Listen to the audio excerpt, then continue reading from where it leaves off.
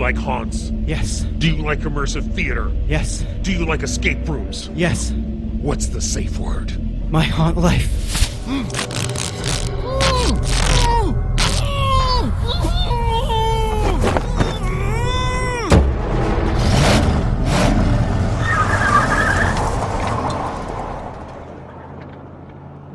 Hello and welcome to the My Haunt Life podcast. I'm Mike. And I'm Russell. And I'm tired. And I am too. This past weekend was Midsummer Scream, and it was 2 days of just nonstop awesome. It was a lot of walking. We're paying the price today.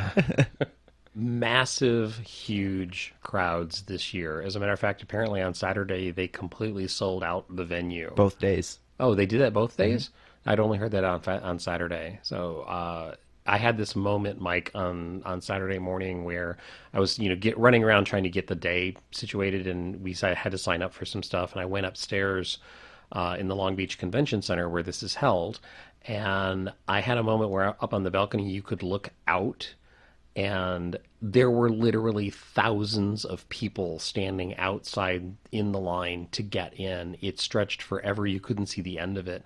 And it was literally thousands of people. So congratulations to Midsummer Scream. You've grown into something that is obviously a must-do if you're into haunts, if you're into Halloween in this area. It is a go-to event now every year, and that's awesome. Congratulations to Midsummer Scream for that. And it's really interesting to me to see the different motivations for people coming. For example, I talked to someone who only went to shop and left after an hour. Wow. I was like Sunday afternoon around 3 p.m. people were still coming in for the first time. Mm-hmm. And yeah, I noticed that too.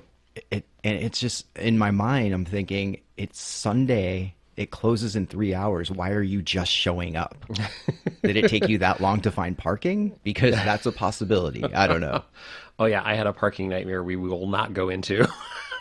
Let's discuss it. So tell me about this nightmare. So no, it's just I was in more than an hour before we were supposed to actually go in, and I got directed to the wrong entrance, so I actually ended up entering through the hotel, which means that I had the wrong parking sticker or the wrong parking pass.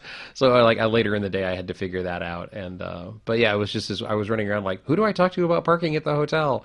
So but no, it was I know people said on Saturday morning. Did you have any problems parking on Saturday? I didn't have problems parking, but I didn't park under the convention center. I got there probably around 9 and it was already full. Yeah, that's what I was noticing on Sunday morning. The line was literally at least a couple miles long when I showed up. So yeah, definitely a huge event. Get there early if you go in the future. The lines get long really quickly, and it was really hot outside too, and people had to wrestle and deal with that. So I noticed a lot of people not feeling well and dealing with the heat if they were outside for very long. So, but other than that, I think they did a great job, it seemed, of moving people in as quickly as they possibly could. That's always a problem at conventions, especially first day, first thing. Midsummer Scream seemed to have that down this year. And I don't know if you dealt with any of I guess they're called white bat volunteers. They were really helpful this year in directing people and answering questions. So again, thank you to all of the volunteers. Thank you to the Midsummer Scream staff. Stellar job this year. And you know what, Mike, you were talking about, the variety of reasons for people to come. That is something that I kept running into people, and they were asking me, well, what have you done? What have you done? And after about half a day on Saturday, I realized that there was so much going on. There were many escape rooms. There were the haunts in what was called the Hall of Shadows. There were immersive experiences. There was a sort of scavenger hunt at one point for one of the events. And you also had VR experiences at individual booths that you could try out. You had little theater pieces that you could sign up for and schedule during your day. You had meet and greets with interesting little characters that you could schedule in advance, and then they would text you and go, come over here right now. So this convention has become something of this just this I can't think of the word, mixture. Let's go with mixture. Mixture of so many different things that it has actually become more than just a Halloween or haunt convention. Yeah, it's everything we love. It's everything we talk about on this podcast. It's, there's ARGs, there's immersive theater, there's haunts. It's literally everything we love. Yeah, I will say that this completely lifted my spirits this weekend. Awesome. I was so smiley on Sunday. Okay. I was. Don't mock my smiliness. I'm not. That's just a really scary thought. So, I mentioned the opportunity to meet people. That's kind of how our whole convention started, didn't it? That was the first kind of experience I did, if we're talking about the same thing. Yeah, I think we are. Which I got forced to go at a certain time to near an escalator, even though my time was not the same as yours. So, I got this mysterious text from someone. I had agreed to meet someone named Barry. And so Barry... Someone? Well, yeah. I mean, that's a stretch. It's a he, apparently. So I think. Okay. The name Barry. Well, I mean, monsters have gender. Yeah, monsters have gender. I was apparently supposed to meet a monster named Barry, who goes by the nickname Barry Under Your Bed. Which, by the way, he is very rude. If you're not in, you were hassling him. I was not. Yes, you were. No, I was not. I was nothing but nice to him. I love monsters. I adore monsters, and I mean, he's people phobic, I feel like sometimes. Also, I think he was a little upset by your candy choice. I mean, whatever. One of my favorite moments was the very end of our little experience of Barry screaming, "No, Mike! No! Bad Mike!" That was someone else.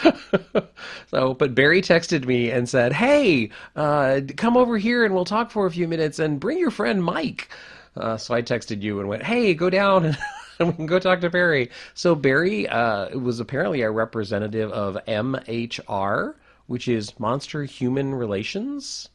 And he was on a scouting mission, just kind of like I would, because I work for a corporation, I would consider this sort of like a brand research mission. He was trying to figure out if there was interest in monsters and humans actually sort of engaging in a conversation in the future. And specifically, he brought up the fact that we all had, when you grow up, you always have the monster in the closet and the monster under the bed. And this was sort of a research mission for MHR, Monster Human Relations, that would we like to possibly start a dialogue with those monsters? And of course. Yeah. Hell yeah. And just so you know, Barry is specifically his location is under your bed, and if you have monsters in your closet, it's probably like his cousin Gary or Frank. Yeah, it's not Barry. The different department, perhaps.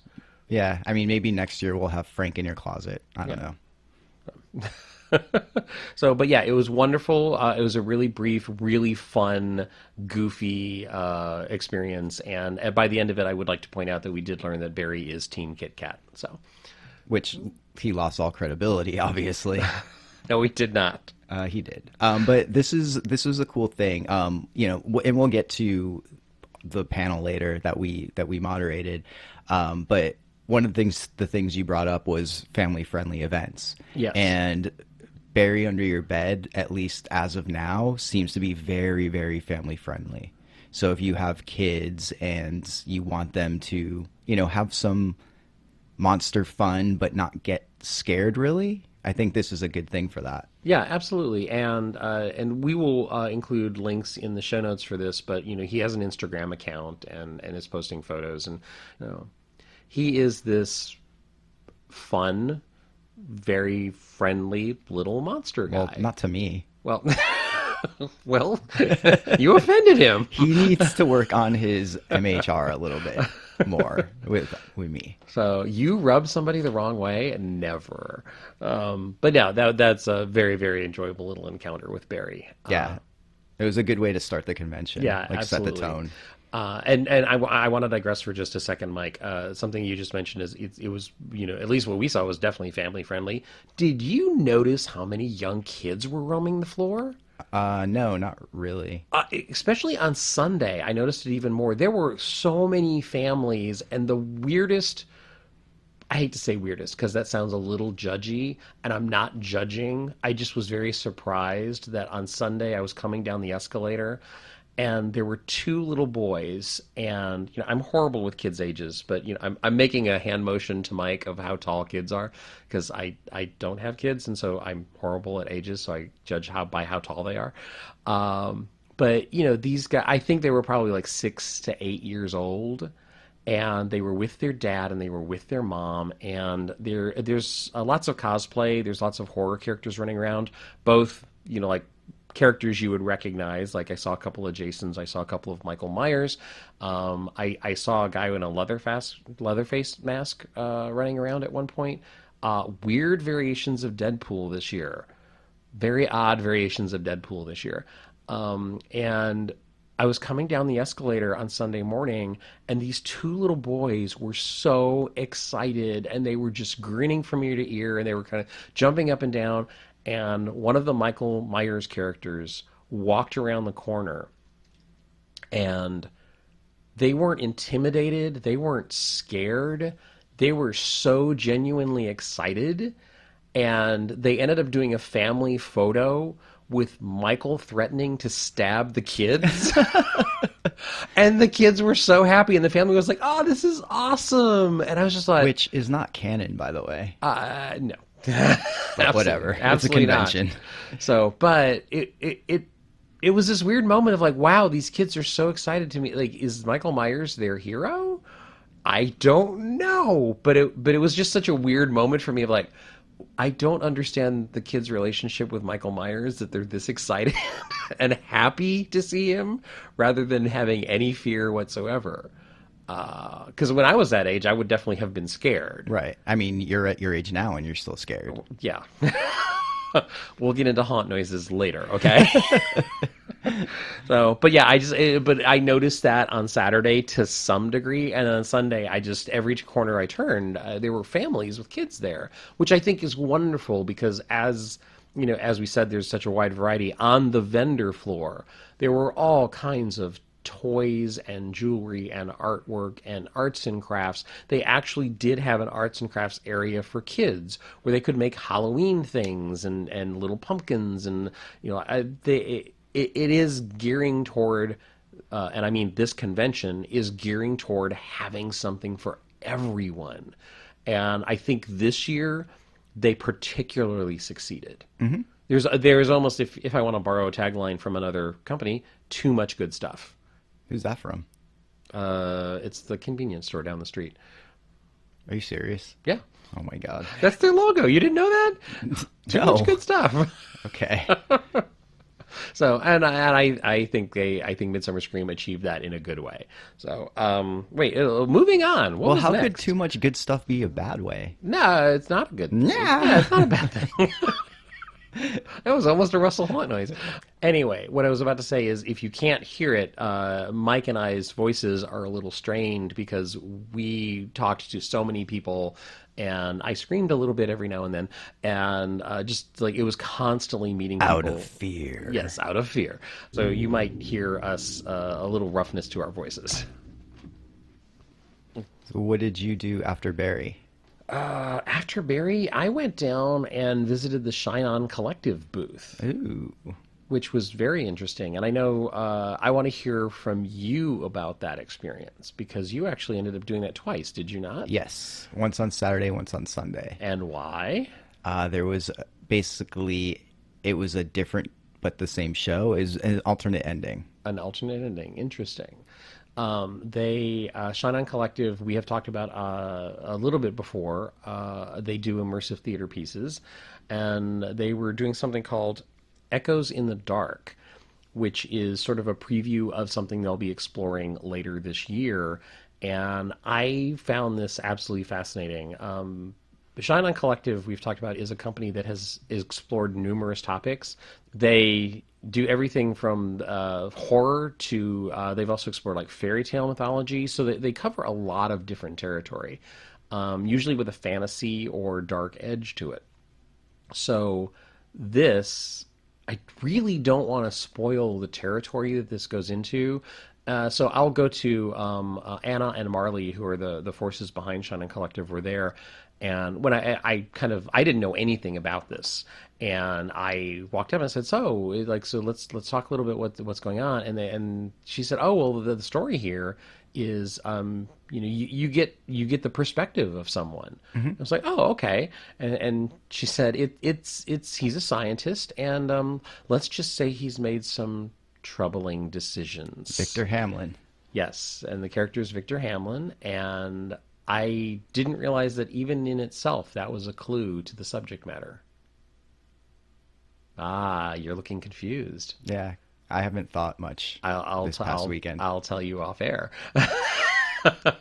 So, yeah, I was about halfway through. I was like, oh, right. So, yeah, it is. You sort of get the perspective. It's a piece where you wear headphones and you hear things that give you the perspective of a man who has made a couple of decisions professionally that may have really serious repercussions for himself and other people that he cares for.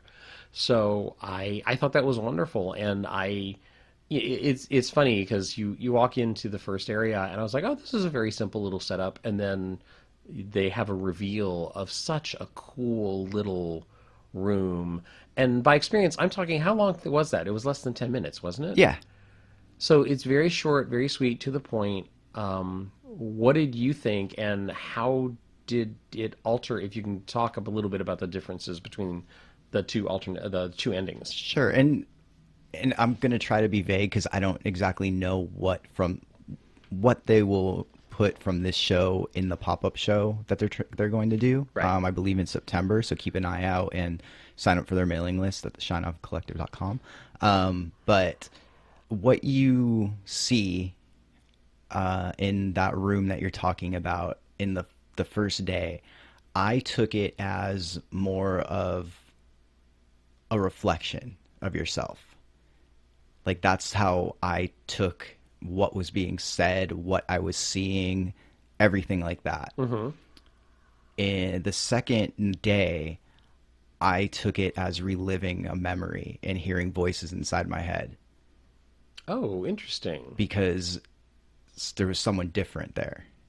And the audio was a bit different from what I remember. So that's interesting. Different things were being said, and yeah, that's what I want to say. But as far as having an impact, day 2 was definitely more impactful for me, just because of the subject matter and seeing, like, because of the way I was taking it, seeing the repercussions of something I was doing. Oh, that's interesting. Yeah. So I really, really enjoyed this, and it's a little bit darker than the other material Shine On has done recently. Yay. Which is welcome. Yeah, absolutely. And I love the fact that they're taking, it's not it's sort of a well-known, I don't want to say well-known mythology. It's sort of like you recognize the scenario when you kind of get to the end of this little preview. But they're really taking an emotional look at it rather than just, oh, like, this is dark material, this is scary. It's like, scientist gone wrong, or scientist who made a mistake and now has to deal with it. It's more than just that. And I also want to compliment them on, they did something really clever and that had a lot of people talking at the convention. And that's, as you left this event, they sort of gave you a little gift. How long did it take you to figure that out? It was hours. Yeah. It was hours. For hours, I walked around with a mark on myself. That, and then finally, I noticed the mark on someone else, and I said, "Oh, wait, where? Like what?" And they were like, "Well, you have one too," and I didn't even realize that I had been walking around with something on my body literally for about 5 or 6 hours. That's awesome. Yeah, and I had a lot of people talking, because a lot of people were and when I finally realized it, because I asked somebody about it on them, and they said, I actually have no idea where this came from. And when I realized what it was, it's a clue. It's a clue. It's just like, oh, wait, I recognize those words. I recognize why I should know what this came from. So that was really clever. It was really fun watching people discover it, because later I actually saw someone else discover, like, wait, where did this come from? Yeah, that was really clever and a really great idea, and got a lot of people talking about Shine On. And one thing I want to say is I want to give them kudos for being able to fix an issue. On the first day, you were given a pair of headphones, and they were connected by Bluetooth. Because there was so much going on down there, probably 8 million other Bluetooth signals and wireless signals, it would cut out a lot. And the volume was very low based on all the chaos that was happening in the Hall of Shadows. And it was very, very hard to hear. Day two, if leaving the convention on Saturday, you're already drained, but then to leave a convention and be like, you know what, we have to fix this for tomorrow, to go home and spend, I don't know how much time fixing it, revamping it, making sure things are good, finding a way to make it in that world. Because on day two, they actually had it connected. It wasn't Bluetooth, but they gave you something to hold, which made sense to the story. Oh, yeah. You weren't just holding like, an iPod or something. It is like, oh, okay, I get it. But volume a million times better. I could hear, I could understand, and it wasn't cutting out. And so to do that when you're probably tired from setting up and your first day, like, thank you for doing that. It made all the difference in the world, and it was just awesome that you guys did that. Yeah, and look, these are people setting up haunts and immersive experiences in a matter of hours, and then literally thousands of people come through the door and want to do your thing. So yeah, that is commendable. I didn't have a major problem. The volume was low for me, and the sound cut out a couple of times. And what I did is, through most of the experience, I actually had my hands over the headphones. Yeah, I did too. Yeah, and just so I can hear it better. And the sound did cut out a couple of times, but it really didn't interfere with the experience. I got the experience. But yeah, I know other people were having that, and I'm so happy to hear that worked so much better the next day. Not only for you, Mike, but also for Shine On. Yeah. Because the piece is really cool. And like I said, the visual of that final room just tickled me. there's you see writing somewhere in that room, and the writing on the wall, if you want to use that analogy, the writing was on the wall that, like, this is the theme, like, of what I'm getting. And it was a wonderful moment when I turned around and saw that, and realized, oh, wow, this is awesome. So I will say something to make you jealous. Yes. On day two, you got to add to that. What? I am jealous. So, oh gosh, I know exactly what I would have added. Damn it. Always leave the audience wanting more, I guess. All right, cool. But Mike, we kind of jumped in with Barry Under the Bed and Shine On, but you had already, I was running around doing other stuff in the morning.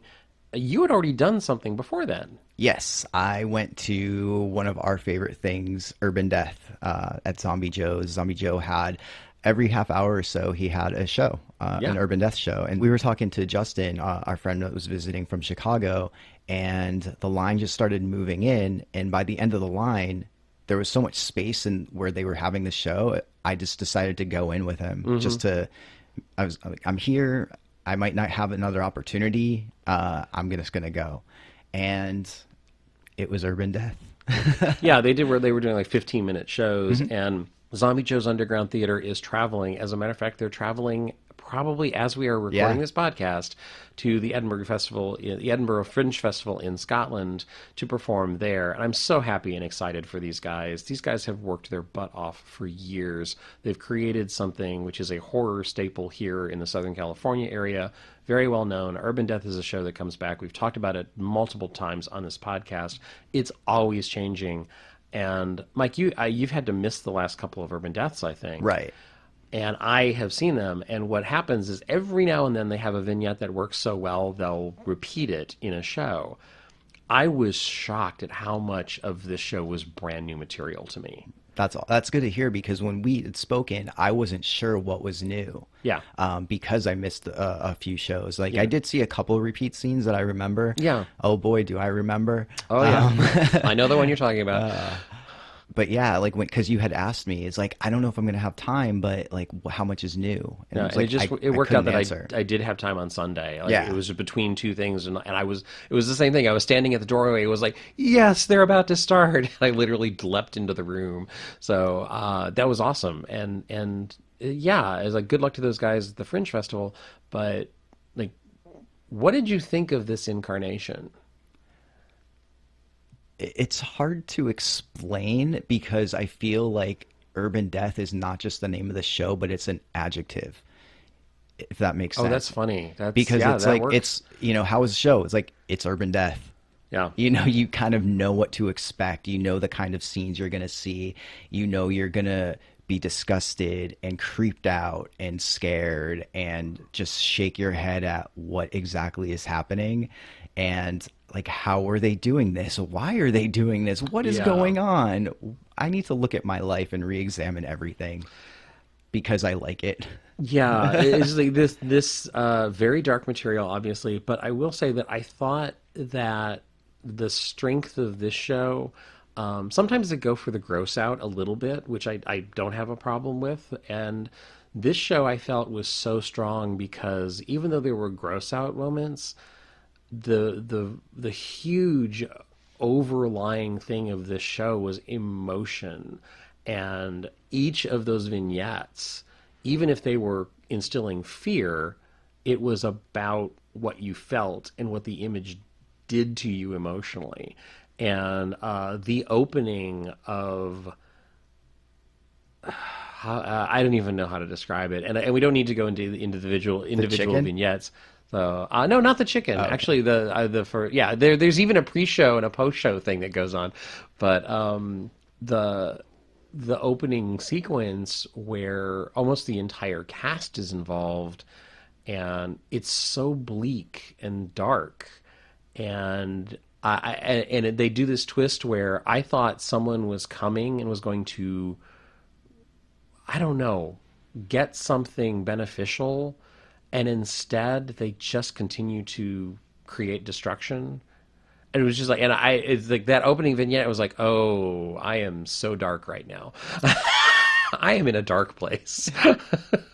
But I thought there were moments of total elegance and beauty in this show, and I like I said, I was surprised at how much new material I had not seen before, and lots of social commentary, but not in a way that it hit you over the head. It was just like, oh yeah, that makes you think. Especially in our current social climate where there is so much negativity being thrown around. It's like, this is a show that kind of makes you realize that things could be worse. And it also makes you realize that there is hope. Hope? Yeah. How do you get hope from an Urban Death show? I think if you look at a couple of the vignettes, even if it's a dark family, there's family there. Well, not after Abel's scene. Oh, God. Hi, Abel. Hi, Abel. After Urban Death, I was wandering around a secret location, not a secret location, but the show floor, because Screenshot Productions, which hasn't been in LA for a little bit, posted an image. And if you looked at the image, it's like, wait a minute, I think I know where this is. And in that image was a table, and there was basically a clue in the Instagram post. So once that got posted, I just kept going back there. And I ran into Tal. So hi, Tal. And he was able to go with me a few times. And every time we'd go back there, it was one of those things where it's like, I know this is where it's supposed to be, but nothing's here. Like, what's going on? Mm-hmm. So we'd go and like walk the floor, come back.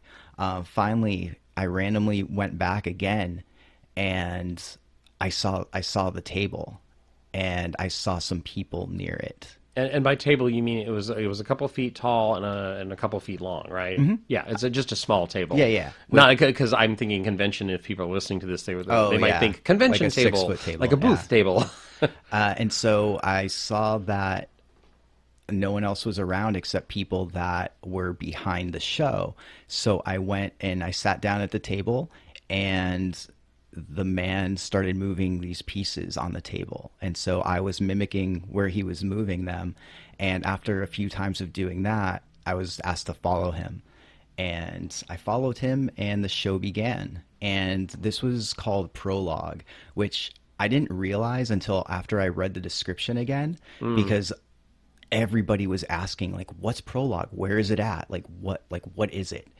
And it was from Screenshot Productions, and it wasn't on the map that they give you for Midsummer Scream. It didn't have a location. You just have to find their Instagram and know where to go, and be lucky enough that nobody was in the show when you were there, because when you were in the show, they took the table away. Right. And what this was a workshop piece of a bigger show that they're creating.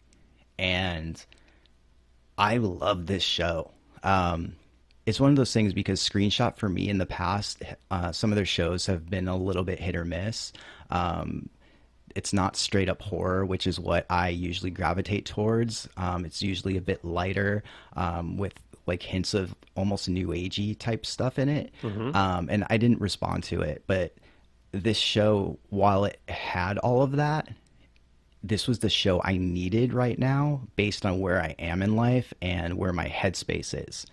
And that's all I really want to say, because you didn't get a chance to do it. So if they do this in LA, I want you to go in fresh. But I went and talked to them all after the show and told them exactly why I needed this and why this show was so important to me. That's awesome. Just so they know the kind of effect it had on me personally.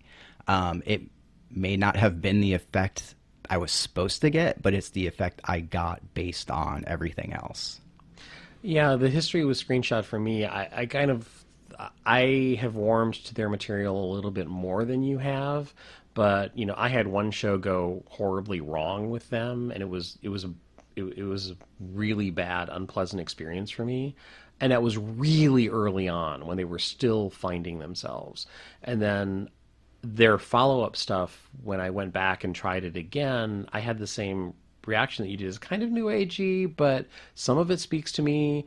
There was one show in downtown Los Angeles they did a couple of years ago where there was a lot of heavy use of sound that I thought was really cool, even though the overall show didn't speak to me. So there's glimmers of stuff that I really like with Screenshot.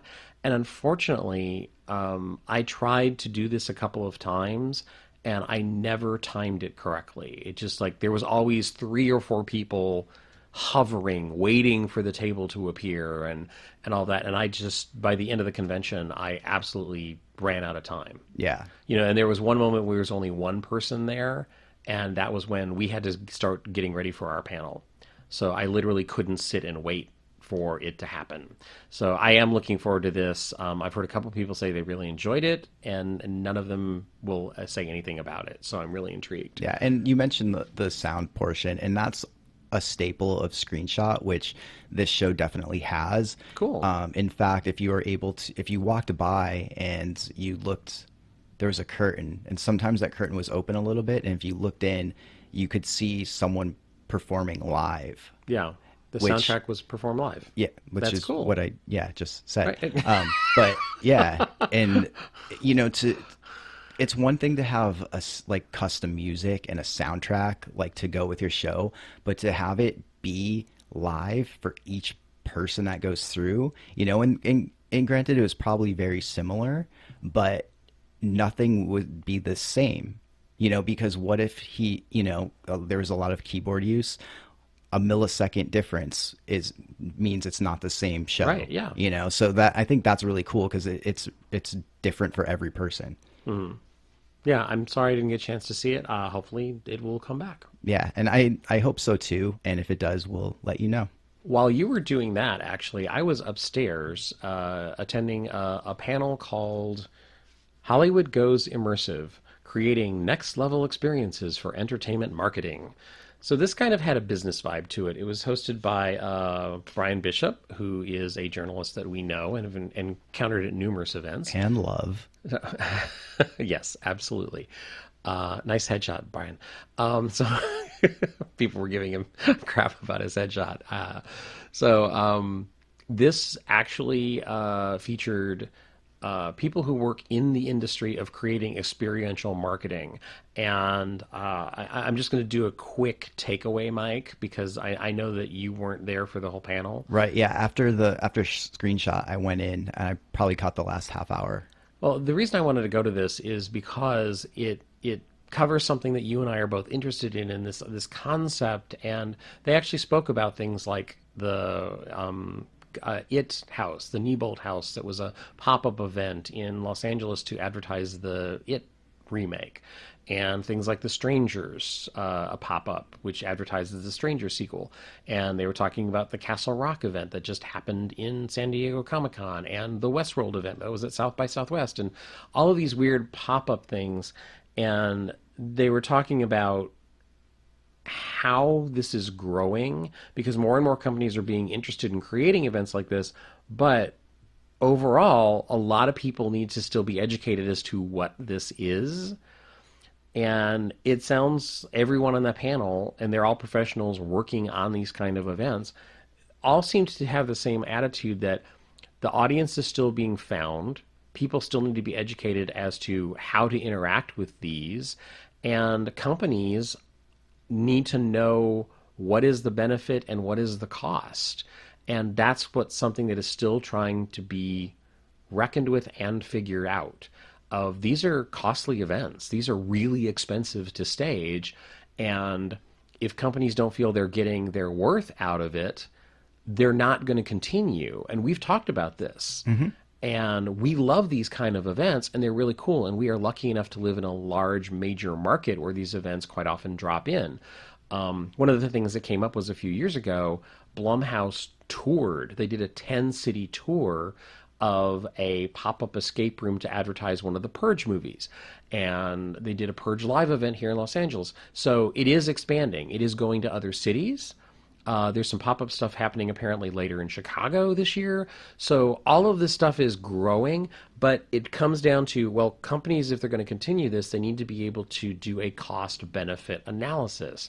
And this really was an industry panel where they were talking about marketing numbers and they were talking about cost.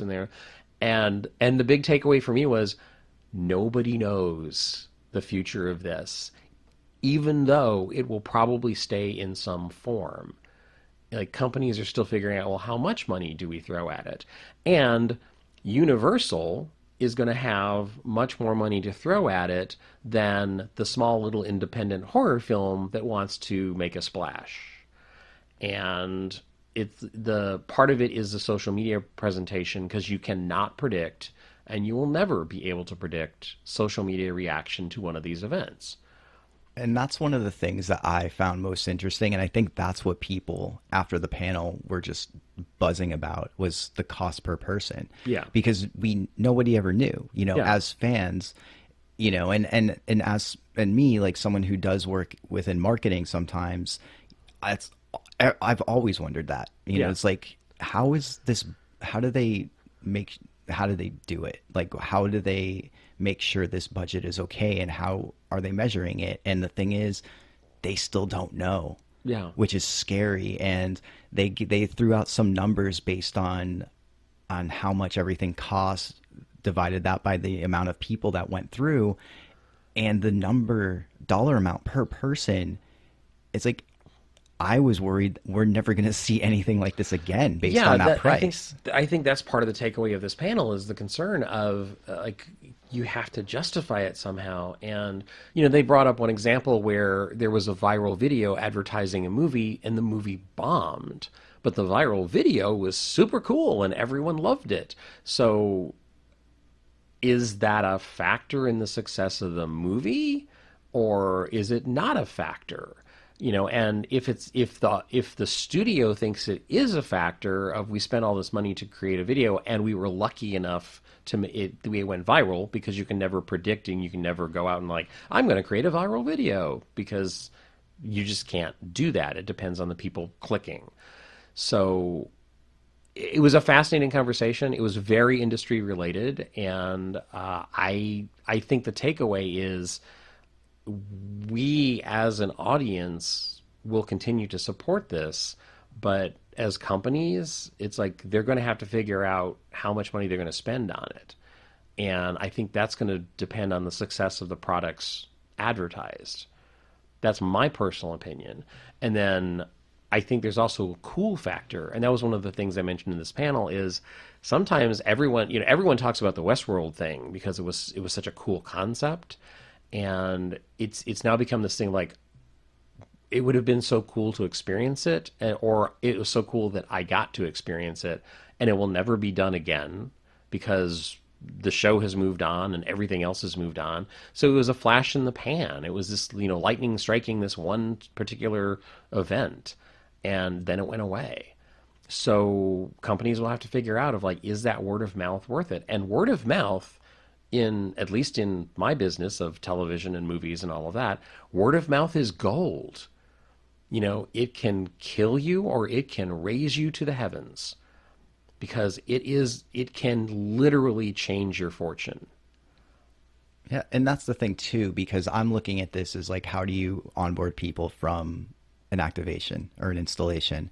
And I think it's easier for movies because, okay, cool, like I can spend $10, like this was cool. Right. But for things like Castle Rock or Westworld, it's like, oh, this was cool, but do I want to spend $9 a month on Hulu to watch it? Right. Or do I want to spend however much HBO costs a month, to watch Westworld, And it's like, and that's the thing, like, sure, it can create a buzz, but how are they monetarily getting back? Yeah, it came up on the panel of how do you prove that activation caused someone to actually subscribe to whatever the channel or outlet is that is delivering the product that was advertised.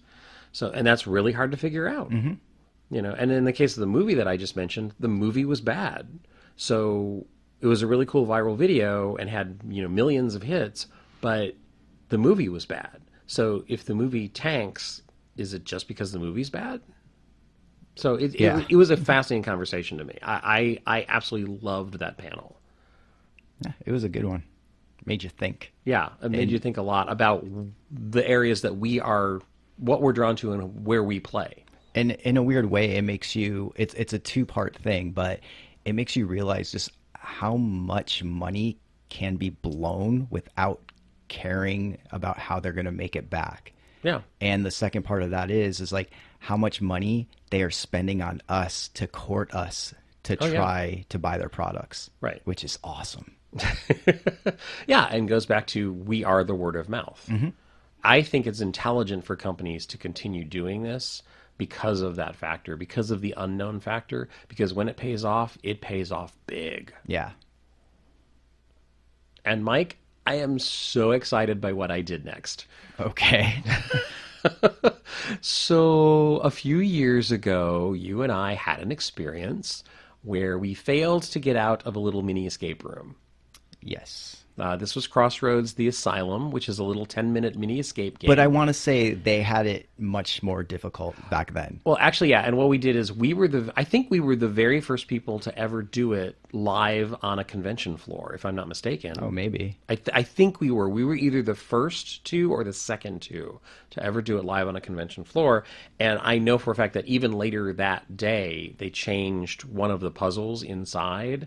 We did not escape. And I had the chance because my friend Justin... Our friend Justin, creator of Miasma in Chicago. Okay. Our friend Justin. Jeez. And he asked me in advance, like, things that I was aware of. And I said, okay, since you're coming in from out of town and you haven't had a chance to do Crossroads Hex Room Escape or their Funhouse Escape Room, which are must-dos if you're an escape room fan here in California, it's like you need to try to sign up. And so he did get signed up for a spot, and I was able to go back and try it again, the new version of the Asylum, with him, and I am so happy to say that we actually escaped. Nice. So I don't think that we ever heard. We were just so freaking happy that we got out that I don't think we ever heard how long we did it in. But it was really fun, and they're talking about retiring that mini escape game, which makes me very sad because I think it's so clever and so good. And the mini escape game itself is they have this weird double straitjacket that holds two people. It's actually sort of like two single straitjackets, and they strap you together next to each other, and then they lock you together with multiple padlocks. Both key, number, and letter padlocks. And then they put you in a small padded cell, and there's clues in the padded cell that give you the secrets of how to unlock the locks. That's the mini escape game, and you have 10 minutes to do it. And we succeeded. Justin and I actually got out, and it's just super fun. Which, by the way, did you have the conversation with him of if and how much his mind was blown? Because we live here, we see so much of this stuff, almost to a point where we take it for granted. Like, we'll go to Midsummer Scream, like, oh, yeah, usual suspects are here, like this guy, this guy, this guy. We can go see them next week if we wanted to. But coming from Chicago, where none of this is, like, did his head just explode? Yeah, and I had a conversation. Yes, it did, I think. We had a conversation with some of the immersive stuff he's seen, some of it good, some of it not so great in Chicago. In this escape room, Mike, Justin became me when I'm with you in an escape room. Because, so he didn't know what to do? No, it wasn't that. Damn you. That came out a little too fast for my comfort. That's what she said. So we're in this straitjacket, and they kind of leave like one hand where you can actually manipulate some stuff. So they closed the door. The first thing Justin did was he looked around and he was like, "This is so cool. This is amazing." I was like, "I love that," which is what I do. I'm like, damn it, focus on the puzzles. Yeah. So, and I'm like, no, let's look for clues. Let's look for clues. And a proper credit to Justin, there was a stupidly obvious moment that I completely overlooked, and it was just like, wait, there has to be this, there has to be this, there has to be this. And so we kind of like, because we were still kind of like tied side by side, we rotated, and Justin was like, oh, it's right here. Sounds about right. Oh, why didn't I notice that? So yes, we had a very fun time. That was awesome.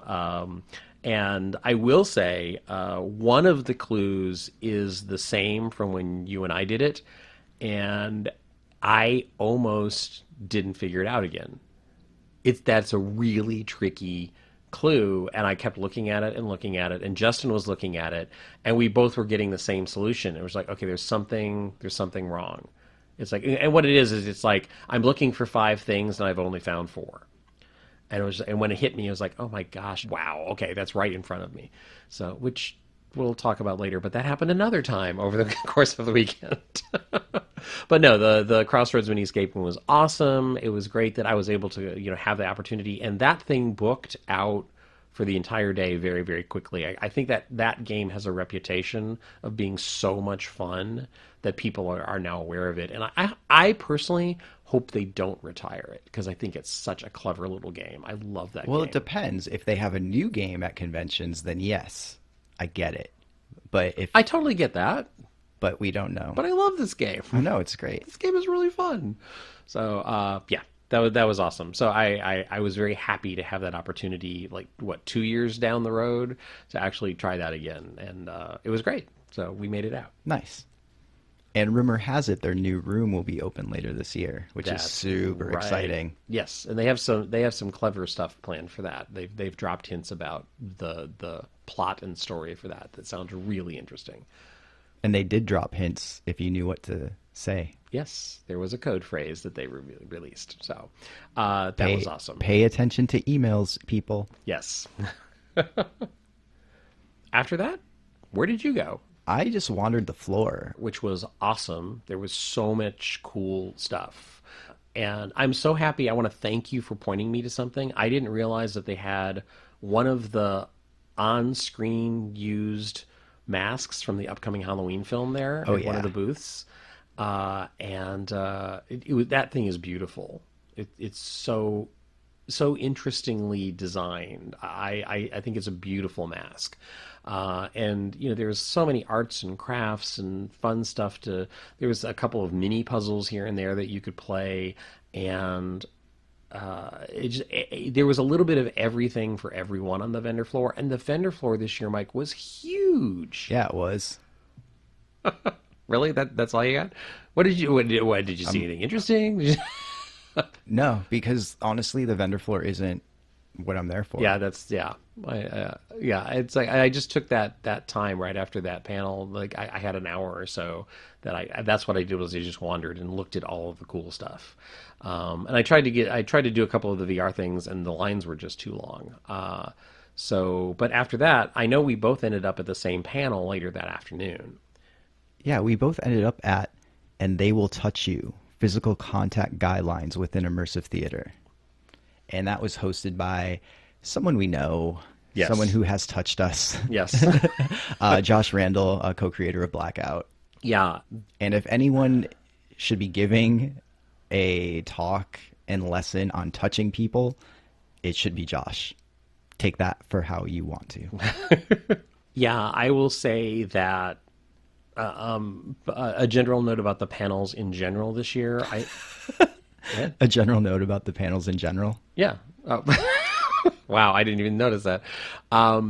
There were several panels this year at Midsummer Scream that I thought were so good about being timely, about being relevant right now at this moment. And we already talked about the Hollywood Goes Immersive panel. This panel is one of those. This panel is so needed in the Southern California area right now. And I hope to hell that people who were at this panel heard and absorbed the information that Josh Randall was giving, because that man has got a decade-plus experience with this subject matter, and you and I have both heard stories of people being injured, of people being roughed up incorrectly, being roughed up in a way that is not safe in haunts here in Southern California and in other cities. So there have been some really bad incidents in the haunt scene over the last couple of years. And if anyone knows the subject matter, it's Josh Randall. And I don't know how you felt about his presentation, Mike, but I love the fact that he literally pulled out notes and was like, okay, let's do this. And it was gold. It was so much intelligently approached material to a subject matter that is a delicate subject matter. And that's the thing too. I think Blackout, once that place in San Diego got like all on like the BuzzFeed list and everything, I think people started lumping extreme haunts into that, and it's like, oh, all extreme haunts are like this. And right. Josh even joked about it, saying like, yeah, all of a sudden Blackout became the torture thing. Like, we tortured people, we did this, we did that. And I think that the problems that you had just mentioned are people creating shows based on that, like, folklore, I guess you could call it, or that urban might be legend. it, yeah. Because it's like, oh, well, they do this, okay, I'm going to do it, but I'm going to do it even worse, not realizing that whatever is being done, like Josh, kind of took us behind the curtain of Blackout a little bit, which like absolutely was like, oh my God, and one of the things you said is like, if I come at you and bear hug you and throw you against the wall, it's for your safety, because we don't want you to trip. We need to guide you.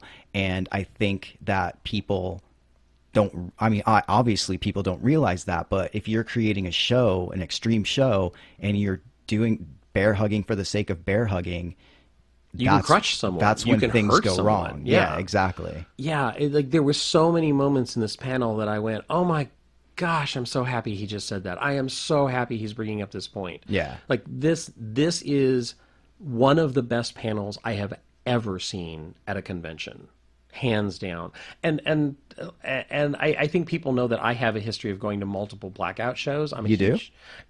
Believe it or not, I am a fan of their work, and also something that you brought up just now, like Blackout always worked best for me in the quiet moments, in the psychological moments, and physical aggression. Like a lot of times, the Blackout shows don't have much of it, and as Josh said, it's usually moving you. It's usually getting you to do something to get you to the next scene or something along those lines. So this idea of Blackout tortures people, no. And I'm so happy that he flat out said is like, oh, everyone says Blackout waterboards people. Like, no, they don't. Right.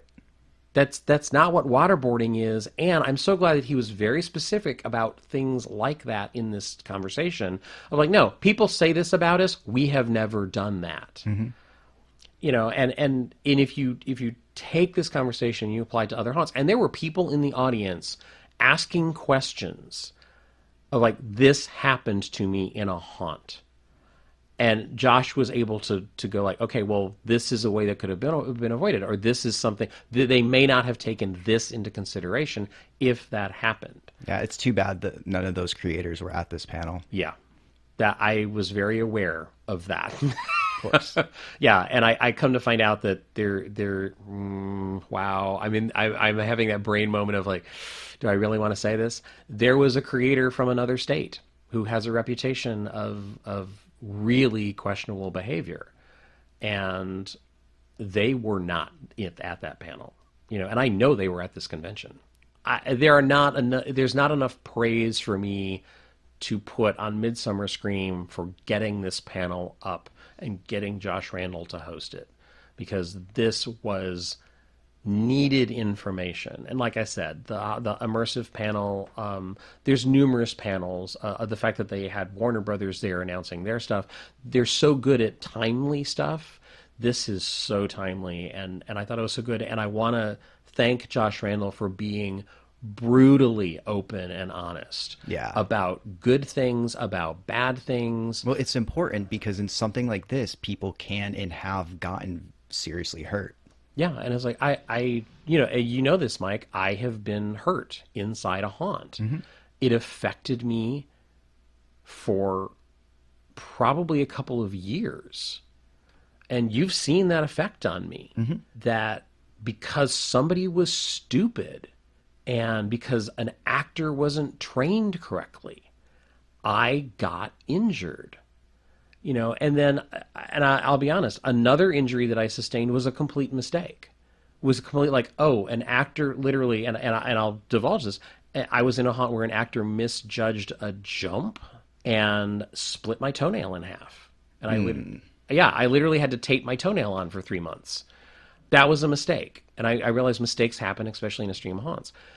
That's not what Josh Randall was talking about. Josh Randall was talking about the prevention, about how you categorize each actor and what they're doing and how they're doing it and the technique involved. And he literally physically demonstrated, don't come at someone like this. Grab someone like this. It became a somewhat hands-on demonstration of, and he was always, this is why. And the fact that he's got so many years of experience doing this is like, this was one of the highlights of me for the convention because of the information given. There's always been workshops, like you went to some for theater, like with like Third Rail and like Speakeasy. I feel like this could and should be a workshop. Oh, yeah. And like, once every couple months or something, like just for people to learn, because there was so much information that needs to be out there and to show people how to do things correctly. Yeah. And I'm so glad you said that, because I just thought of something else. Stage combat. I have training in stage combat. And granted, it was many years ago, but it's like how to choke someone theatrically is somewhat different than how to choke someone in a haunt for an extreme effect. But there are very similar principles. But if you're trained in stage combat, it's not the same thing as this. There's more medical stuff, because in stage combat, it's all about slowing everything down and making it look a certain way by keeping everyone safe.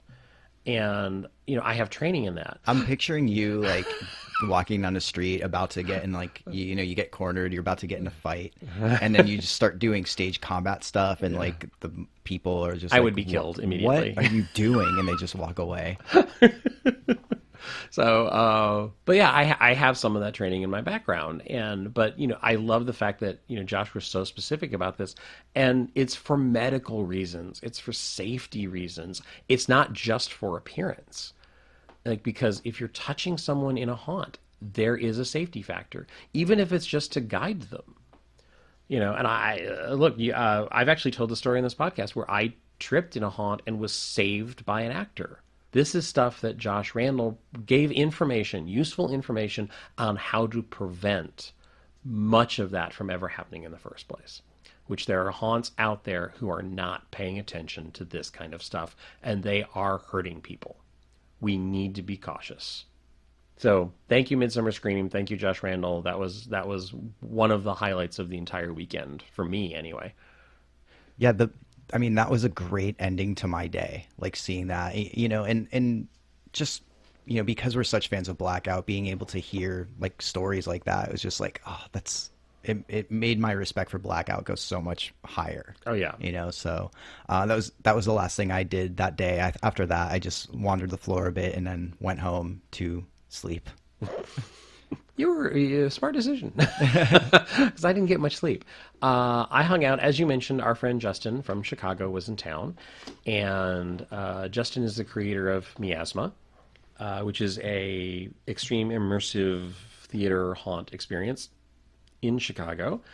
He's been running for several years now, and one of the reasons he came, I'm gonna continue my little tirade. One of the reasons he came, Mike, is to learn technique, to learn about safety. He was at that panel.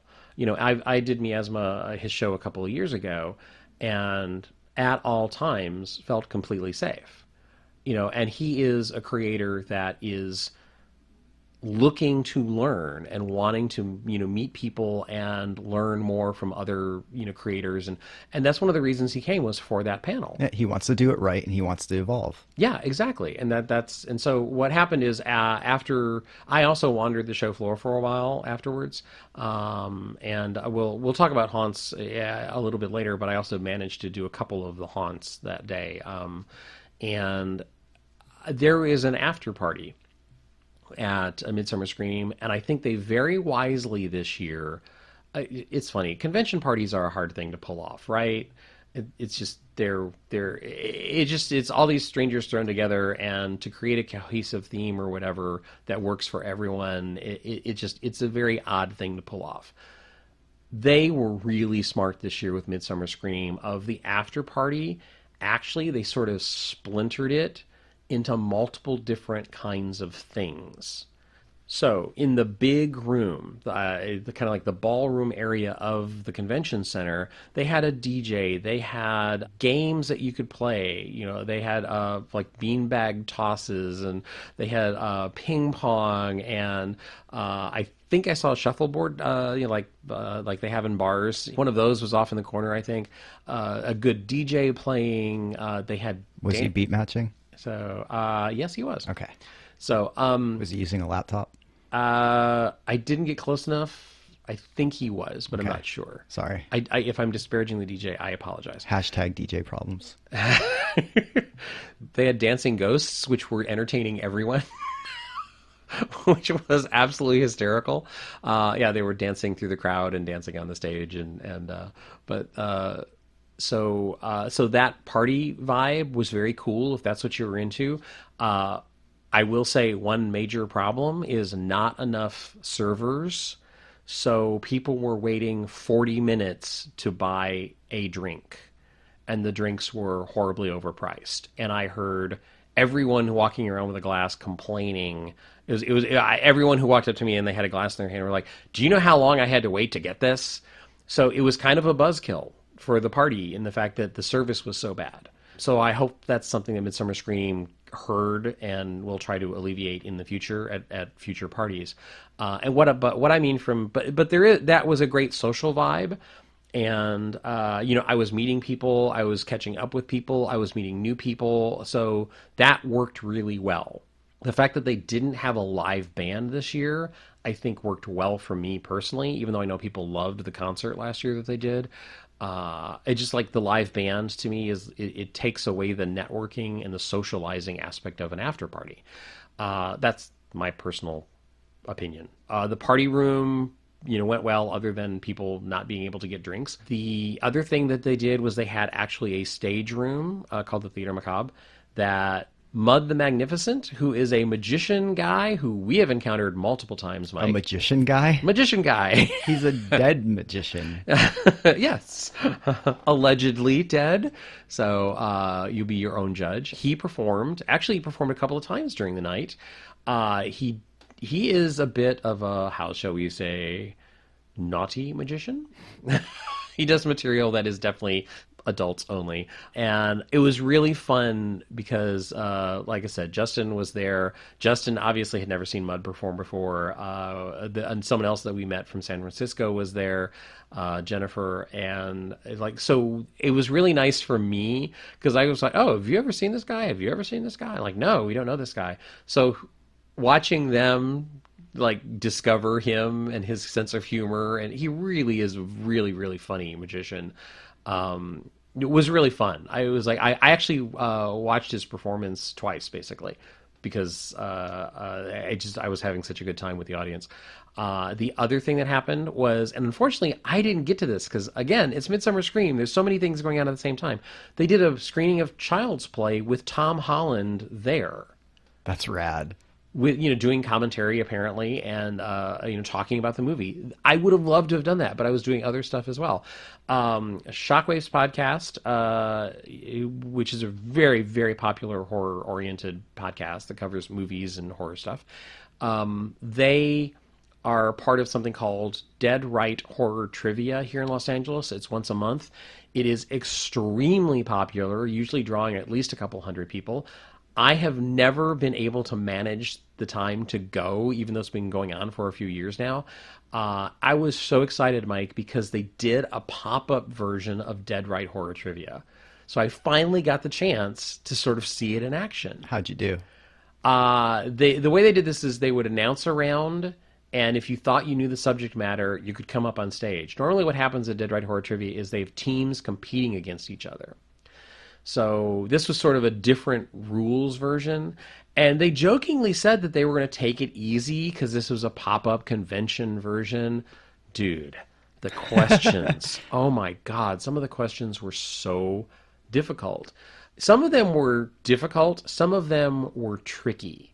Like, I'm going to give you a death. Name which Friday the 13th sequel that the death occurs in. Oh, wow.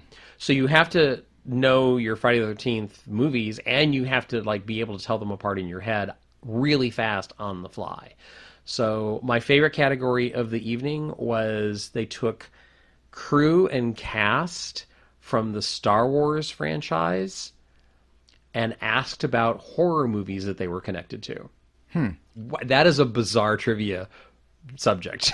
That's a category that you really had to do some research for. But it was a blast. The audience had a great deal of fun. They were handing out prizes right and left.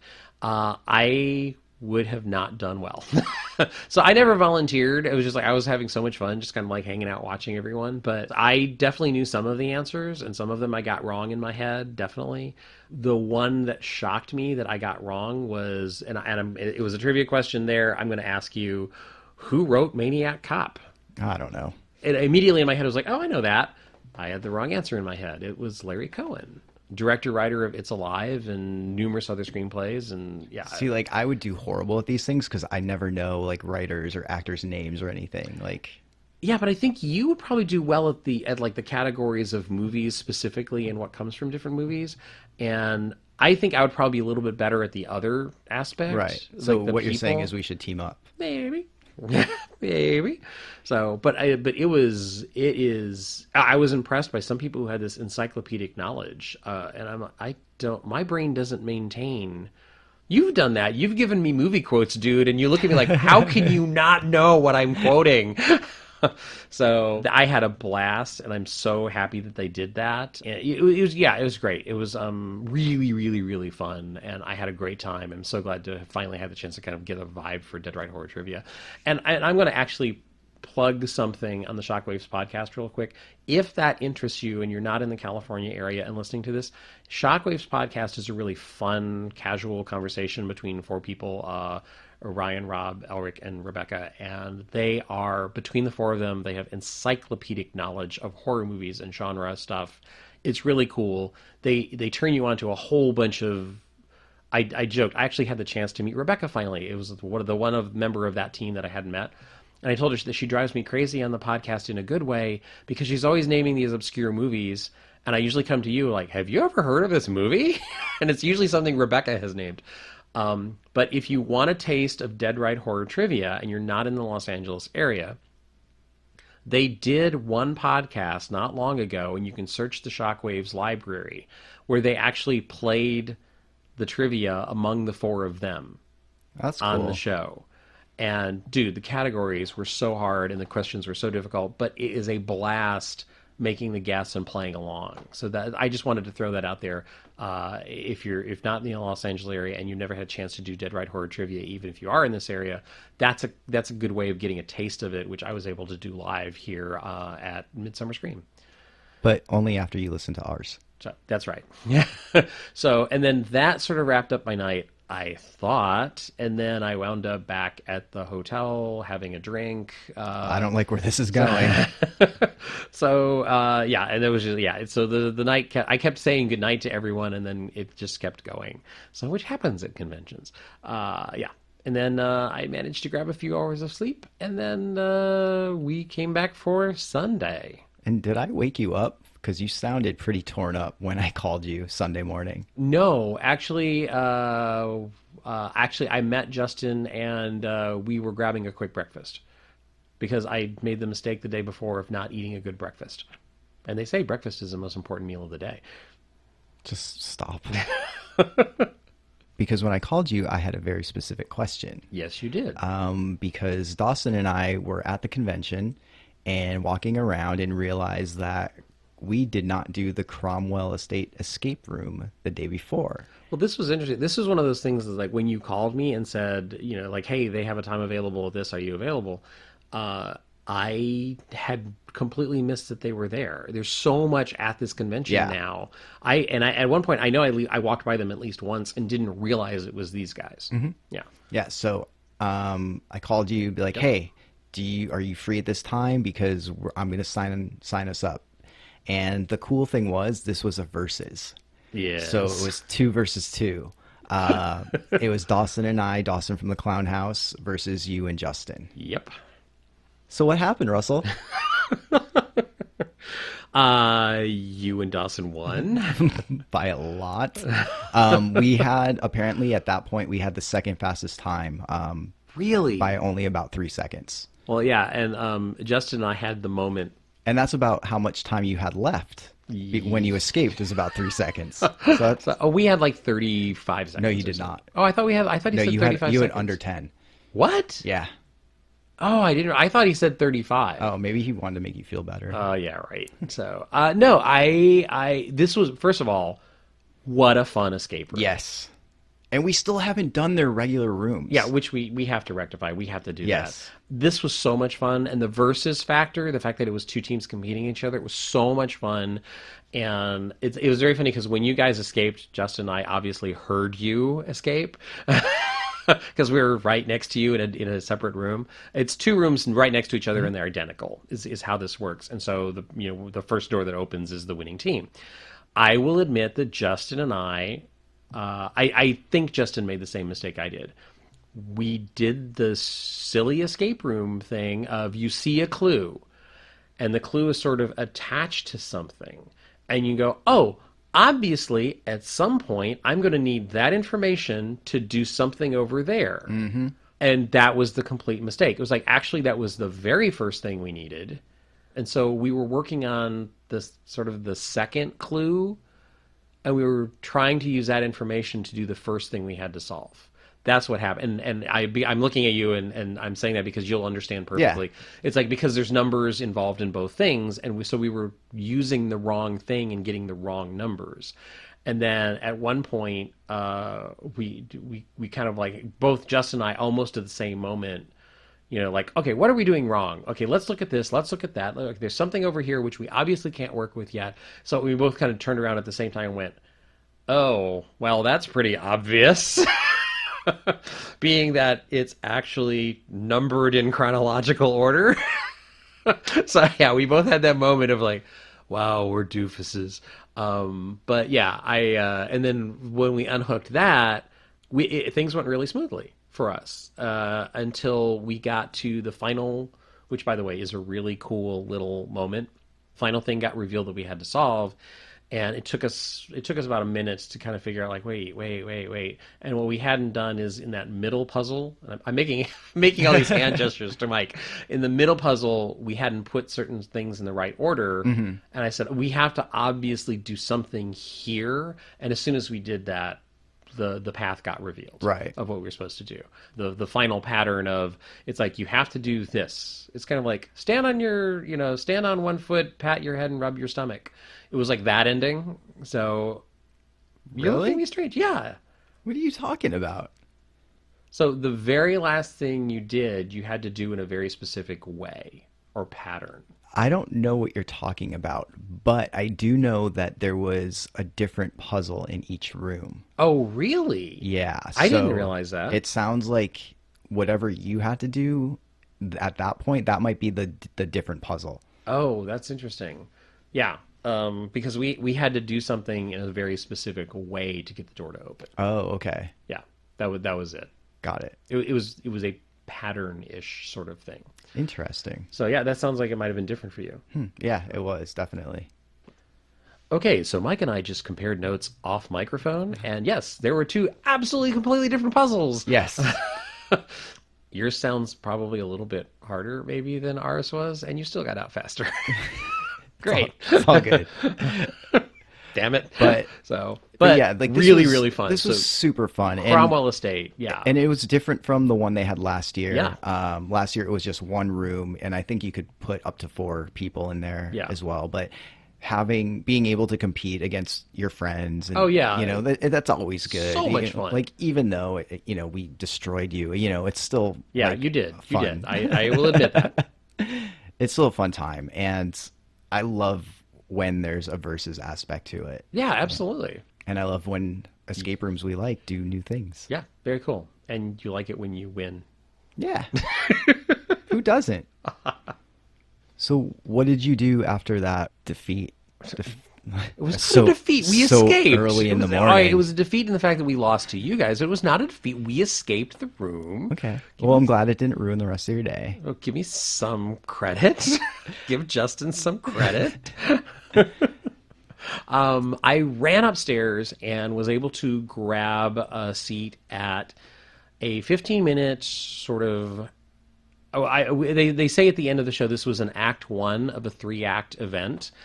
From Force of Nature Productions. They were doing Fallen Saints, which Fallen Saints is the name of their sort of Halloween time show, which they've done various things over the past couple of years. They did an immersive seance kind of thing a couple of years ago that was really cool that we both liked. Last year they did a Dias de los Muertos. I can never pronounce that correctly. You're so white. And I work on a show. I'm literally right now at work working on something that deals with the subject matter. Well, you're literally not at work right now. Well, all right, literally. Wow. You're just not giving me anything. No slack today. So I thought you didn't like Slack. So I hate Slack. Slack is a horrible invention. It's ruining our culture. Where was I?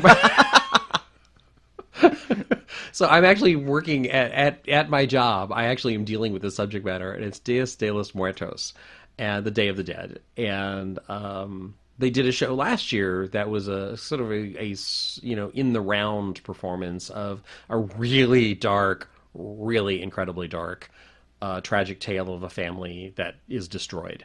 And this year, this was sort of the first act of something that they're doing for the Fallen Saints entry in their series. And it's very, very dark, and it's very stylized. I don't want to go into too much detail because this is a show that's coming back to Los Angeles and is going to be open fairly soon. I will say that it is about looking at childhood fears and fear in general in our lives, and where darkness comes from in our lives and how we handle it.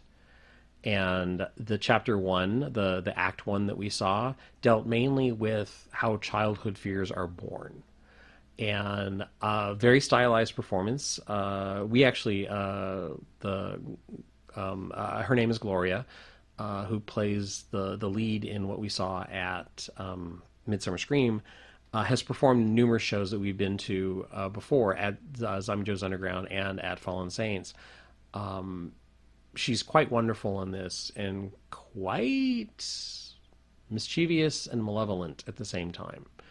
So it was a very interesting little piece. I am really looking forward to the full production of this.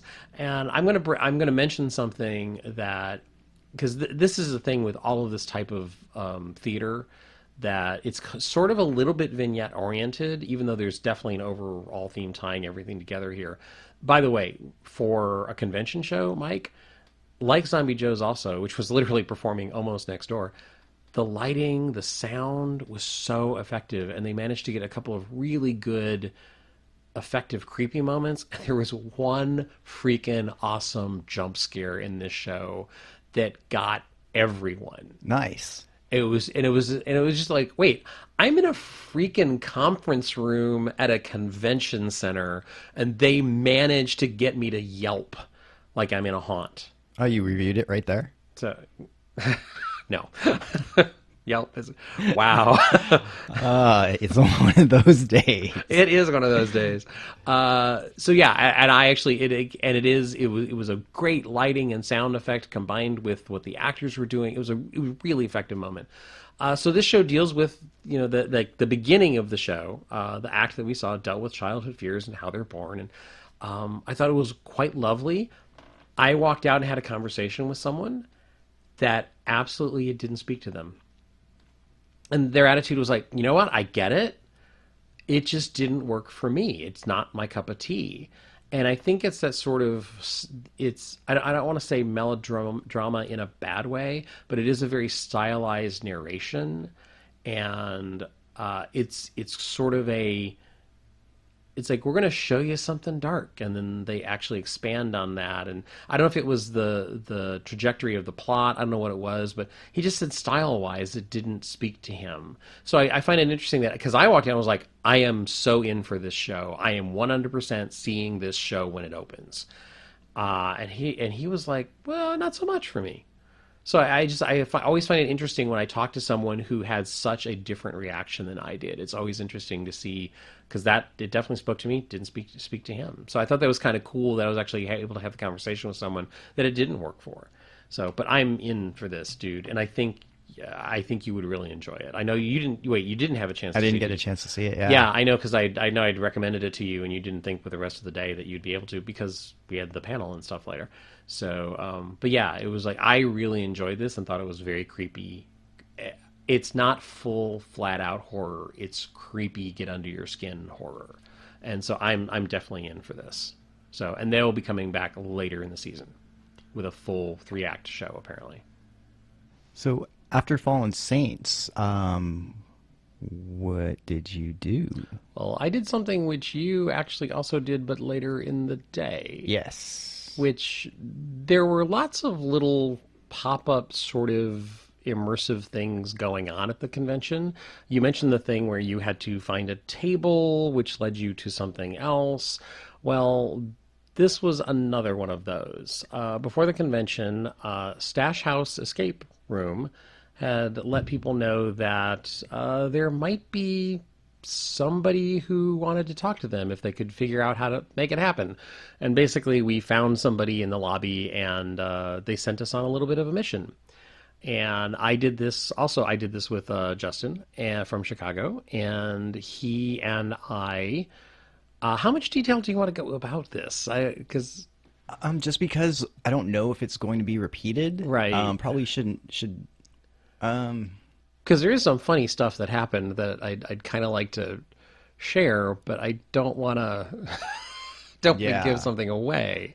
But I don't see this happening outside of a convention. That's true. Let's just see what we can Okay, do. let's not reveal completely what goes on.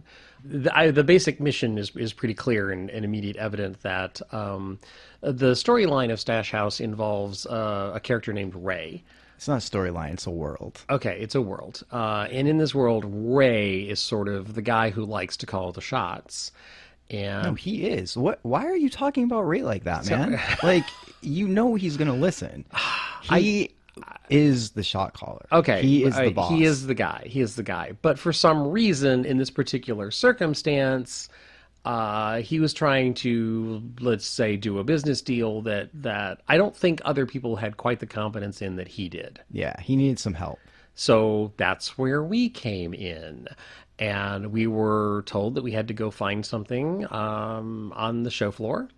And we had to interact with someone, and we had to, I guess this would be safe to say, we had to convince them of something. Mm-hmm. And I thought that was fascinating because this put this much more than an immersive experience that was happening to you. Like, you were given a task, and like it was literally like, this is not what happens, but it was like, hey, go convince that person to loan you money. Yeah, It's like, go convince that person to pull out their wallet and give you $1. It was like, it was that level of like, okay, you accept the stakes were higher for Ray than that. Mm-hmm. So we had to go find someone, and then we had to engage with them, and then that person sort of judged whether or not we succeeded in accomplishing the task. I saw you after you did this, but before I did. Yes. And one of the things that you said was how Justin reacted, and what he said is that was the most immersive thing that I've seen all weekend. Yeah. And that was really interesting to me because it's Stash House, it's an escape room. This was not an escape room. You No. didn't have to find a key, you didn't have to find a code. It was an immersive event. Yeah. Like, plain and simple. That's what it was. Yeah. And it's a situation where in this particular scenario, you actually became a character. Mm-hmm. And I think, even to people who weren't participating. yes, that happened a little bit around us. The person on the showroom floor that you had to find, people kept interrupting and kept wanting them to engage with them and talk to them, and so that person had to kind of play along, and like, even though they were there specifically sort of as this immersive experience. Yeah, Justin did make that comment afterwards, and I think the reason is because of that aspect of this is you had the task of you here, I know how to say this. We weren't solving a problem, and we were not figuring out a puzzle. That's what we were not doing. I mean, technically we were. Well, but it was a task that you had to achieve. It wasn't a code No, puzzle. it was not a code. Yeah. There was no solution of like, oh, look, Eureka, I unlocked the door. Yeah, it wasn't There was, oh my God, look, I shone the black light over this and it tells me what to do. yeah, exactly. That there is no moment like that. For us, there was a moment near the very end where somebody kind of gave us a wink wink nudge nudge and then said, well, I have to go make a decision. So we didn't know if we had done it right or not. Right. And so same with Melissa and I did it. yeah. So the fascinating thing for me, and I think this was a little bit different for you, is we were talking to this character, we were engaging this character, and then suddenly that character left. And did that happen to you? Yes. He had to take a break. Right. He had to go relax, wink wink, on his break. Right. And I helped him do that. I was an enabler of sorts. And but before he left, he's like, "Look, can you just man the booth till I get back?" And so we went on the other side of the table and we became him. That's we did a variation of that, but we were kind of in escape room mode. So when that person took their break, you and I have talked that we know that it was a different performer. It was a different person that we met. Yeah, we met with Crow Blackwood. I met with a woman. Okay. And I mean, I guess Crow is pretty unisex. yeah. So Crowblackwood.com. but you met with a guy, right? Yes. Yeah, I met with a woman. And Justin and I talked to her for a little while, and we didn't enable her break, we didn't help her break, but we offered her something which I think inspired her to take a break. Mm-hmm.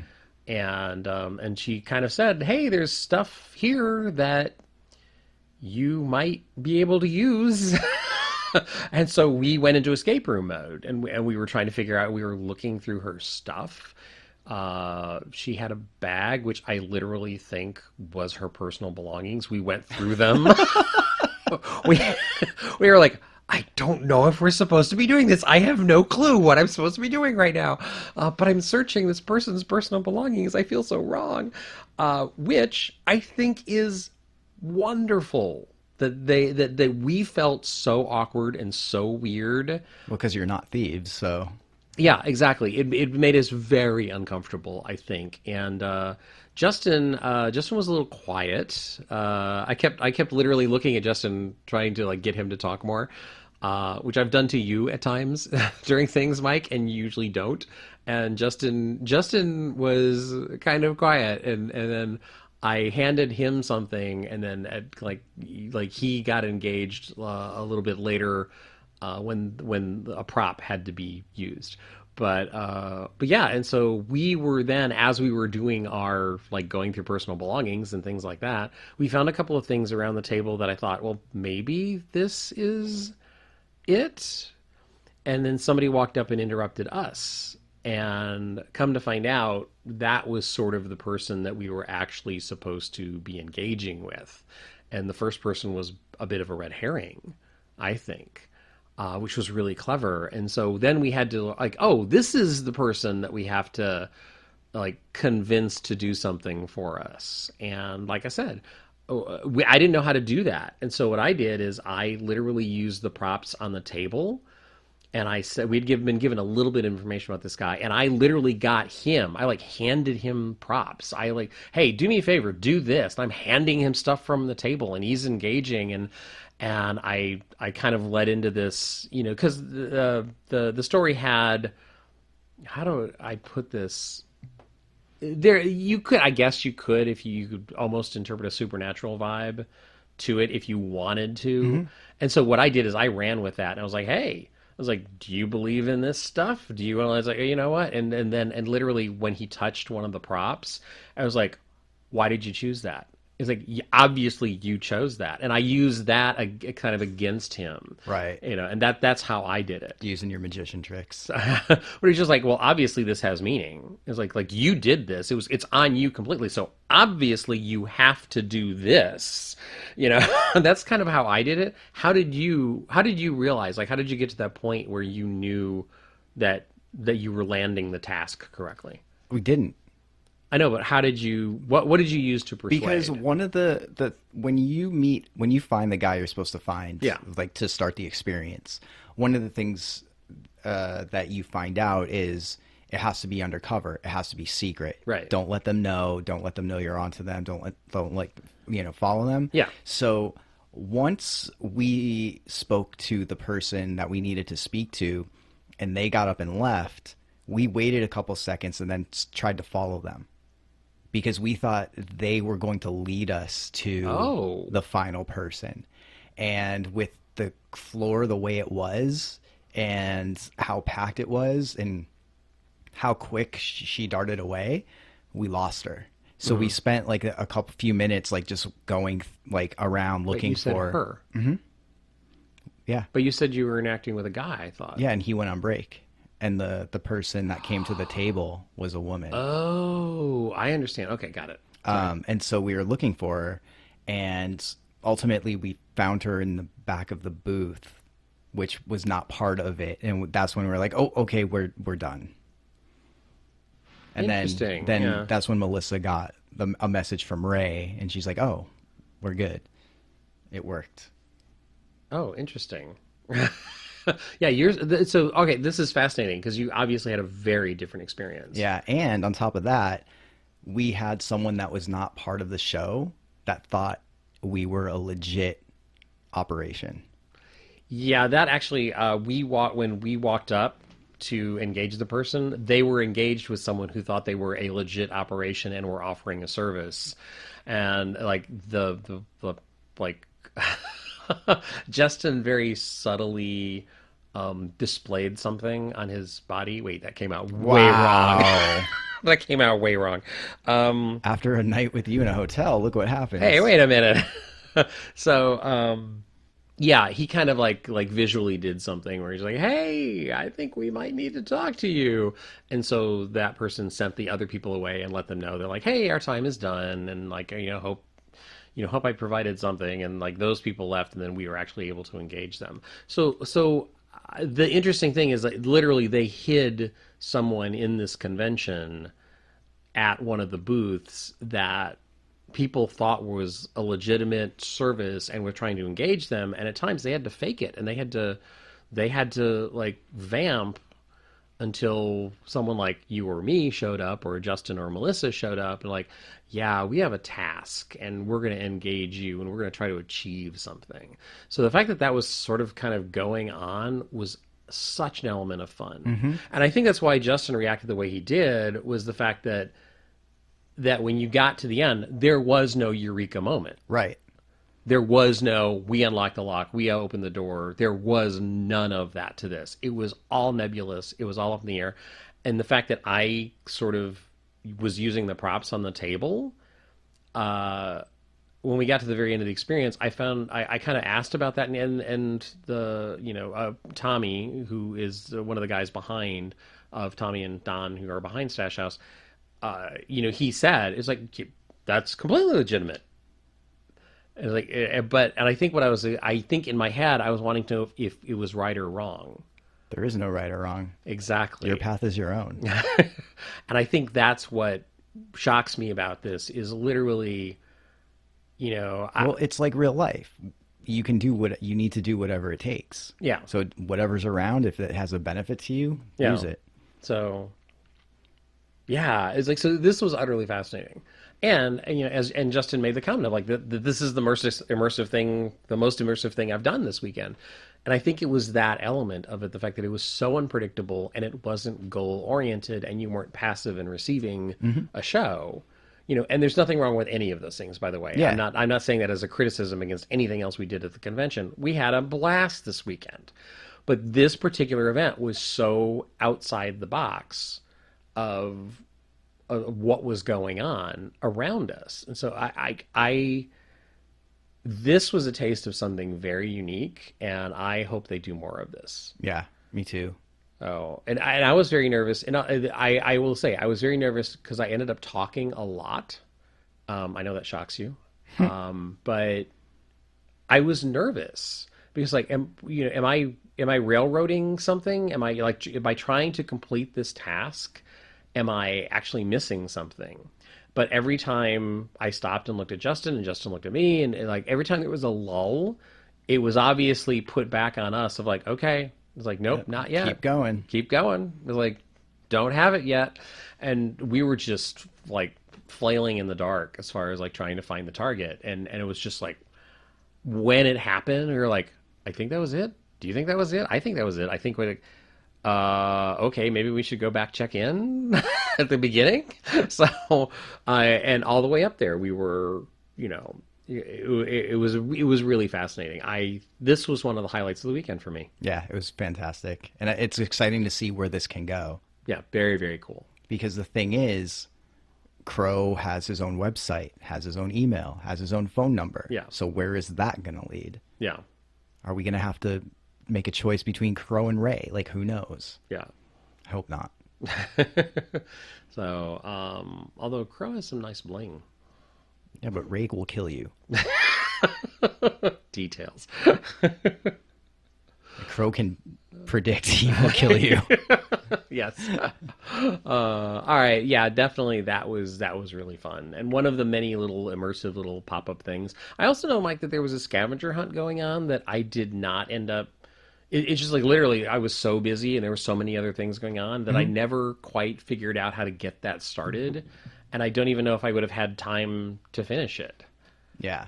Oh, this convention was jam packed with stuff and opportunities to play. And even more if you look beneath the surface. Yeah, like absolutely. for all the things that you just mentioned. Yeah. Like, if you follow certain Instagram accounts or read certain emails or actually read that, like that's what it comes down to, because what you had just mentioned, I think, was actually on the Midsummer Scream website, like what you have to do. Yeah. So unless you have to read things and look at you have things to do a and little follow research. people, and it's not handed to you. Which came up actually in one conversation on the showroom floor at one point. And look, I've expressed in past podcasts, I have expressed frustration sometimes of there's a weird balance between how many hoops do I have to jump through to participate, and there becomes a factor for me, at least, and this was echoed by a couple people that I talked to, of okay, there's that weird scavenger hunt thing, but I have to find somebody who's going to send me to somebody else, who's going to send me to somebody else. It's like, I don't have time. There's too many things I'm interested in. Yeah, and I guess part of that was like, because I was talking to Dawson early on Sunday, and he's like, he was taking part in that. And he's like, yeah, like I got this thing, but I have to find someone and then record them I have to try to make them say these words and then record them. And he's like, I just don't have the time. Like I want to do other stuff. Yeah, exactly. And so it becomes, and I'm not talking about fear of missing out. I'm talking about the event or the show or the company making it so difficult to participate that I will stop if I'm not convinced the payoff will be worth all of my time and effort. And look, I will, like last year I told the story where I was literally taken off the convention floor for over an hour. Yeah. I paid for the convention. I want to go to that convention. And this event did not fairly indicate, in my opinion, that I was literally going to be taken away for, actually it was over an hour. And then something derailed in the middle of that event, which actually made it take even longer. So I look back and I wish I hadn't done the event. So I'm not talking about fear of missing out. I'm talking about how difficult is it to engage and start the process. And also, look, I missed out on the screenshot thing, which you came to me afterwards and said, you should really try to do this. And there weren't enough opportunities for me to fit that into the schedule and my responsibilities, because we were co-moderating a panel and there were responsibilities involved in that, which took us away from doing other stuff. So again, it's not fear of missing out, but there is somewhere a balance, and I jokingly said to someone on the floor, I said, okay, have you done this? Have you done this? Have you done this? And like all of this. And then somebody described something. Okay, well, I think this, I think that, I was like, okay, F those guys. And it's like, and it's not, and I don't mean it as disrespectful, F those guys. I mean it as like, I choose now, right now, I'm not doing that because of the time that it would take away from everything else. So I think a very good thing, I think the person who nailed it at this convention is Barry. Yeah. Barry Under Your Bed was short, sweet. It's like, it's around this time. They texted you. It's like, come here right now. You engaged with them. They told you where to go to sign up. Exactly. It was like this, like, we nailed it. Okay, great. We can plan around it. And when you got there, the event, completely different for every group. The event itself had some basic information, but you could interact, you could improv a little with the character, you could piss the character off like you did. You could, so you could hassle the character. You could suck up to him and kiss his monster butt like you did. I offered him a treat and he took it. That's all I did. So Barry Under Your Bed, Team Kit Kat. Yeah, but that's not the treat you offered him. So so I know how to tame a monster. Anyway, no, I'm done. I quit. So no, put the headphones back on. So I hope I'm not sounding like I'm complaining, because this convention was so full of wonderful stuff, but there has to be a balance between how much time am I taking away from the convention that I came to enjoy to get this little nugget. But there doesn't need to be a balance. That's the whole point of the convention. When we talked to Rick and David last year, it was like we purposely put too much so that you have to choose. You have to pick and choose what you want to do. So it's not on the creators, it's on you, what you decide you want to do. Right. Which led, I think, both of us running around crazy both days. And this is not a gripe, because I'm so proud and so lucky that they offered us to moderate a panel. But absolutely. If we didn't have the panel, that's 2 hours extra we would have had to go to things. And I wouldn't trade that in the world. Please don't think I'm saying that. No, actually, what you're saying is that's the point I was trying to make about the weird thing that happened last year, that literally an event sent me away from the convention. Right. And like a fool, I was like, okay, I think this is going to be really cool. And then in the end, wasn't that cool. And took more than an hour out of my day. So that you can't trust ARGs that start in the Craigslist section of. Oh wait, sorry, that was something else. Stop. That was something else. So, damn, I missed that personal section. Never mind. I'm sorry. Never mind.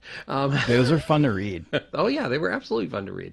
So, and my bucket list was to be someone's like misconnection one day. Like, I saw you at the mall wearing, a Halloween shirt. No. Call me. Yeah. Okay. Life goal not unlocked. But now, no, because they removed them all because of the child sex trafficking thing. So all that stuff is gone. Such a mistake. That is such a bogus, complete, bad piece of legislation, and it's like it will do so much damage to possibly things like ARGs may even eventually be affected by that. Which you can do Google Sensa or whatever else if you want to learn more about that. But well, just like Paul Weller in the Jam said, we're going underground. Yeah. So, yeah. Wow. I'm not going to digress. I'm not going to digress. So, but yeah, this is in no way, you and I are not complaining. That's not what this is about.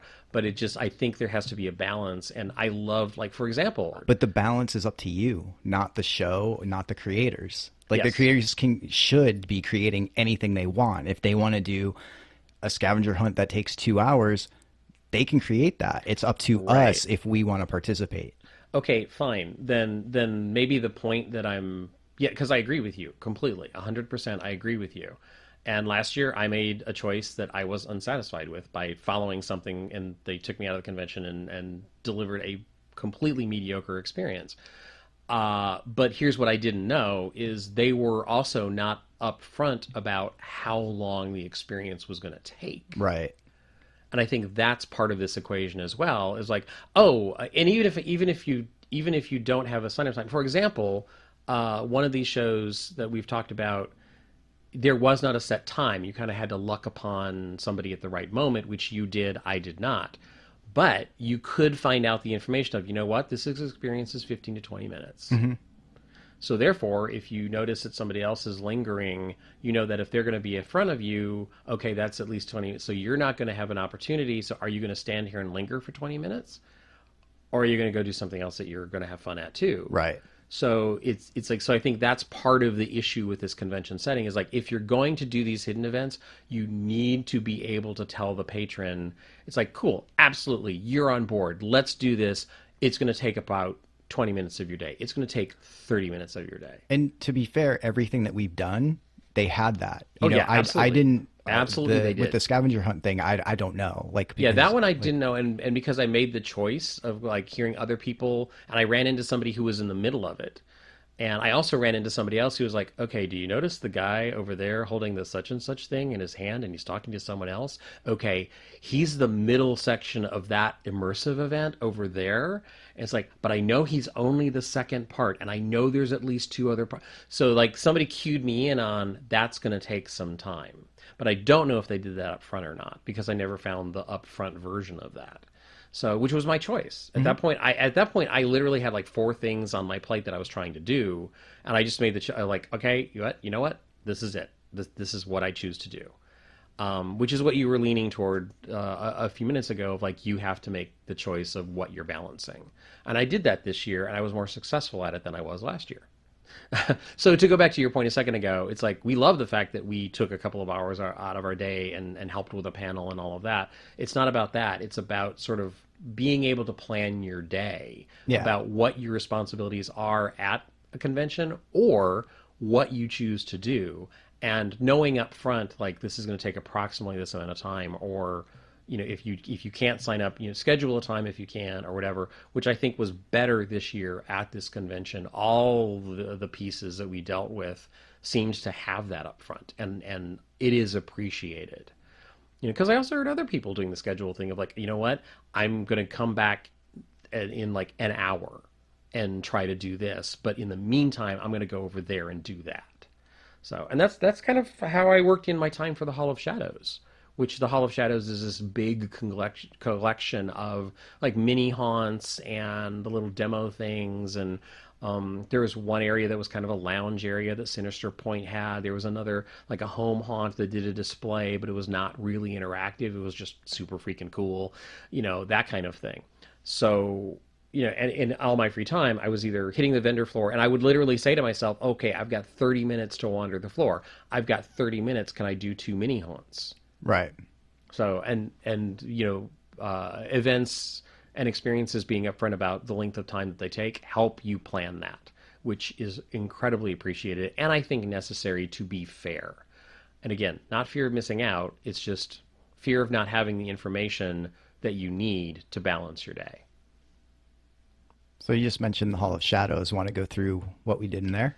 Yeah, which like I said, this was kind of all over the map. I know we kind of ran into each other on Sunday morning, and we did a couple of things. But on Saturday, right when I walked in, I did a couple of them. And again, the Hall of Shadows this year was massive. Yeah. It was so good. Oh, it was so good, so big. It was just.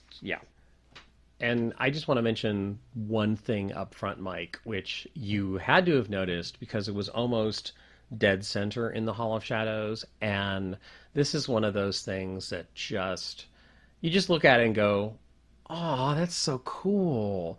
And like, it's the pumpkin patch. That was so good. It was literally beautiful. What we're referring to is it was I'm going to be rattling a little paper here in the background getting names, the Wicked Pumpkin Hollow, and it was described as a nostalgic Halloween tableau. Apparently this is a home haunt, and what they created for Midsummer Scream is it was what you might see as a yard display. It was a pumpkin patch filled with carved pumpkins, and I'm talking there must have been 100 to 150. Yeah, at least. And they were all lit, and there were a couple skeletons posed among them. There's a Frankenstein. Yeah, it was just this lovely, wonderful, amidst all the screaming and the yelling and people running around, right dead center, which I think was a really great choice by Midsummer Scream to center this thing the way they did. This wonderful.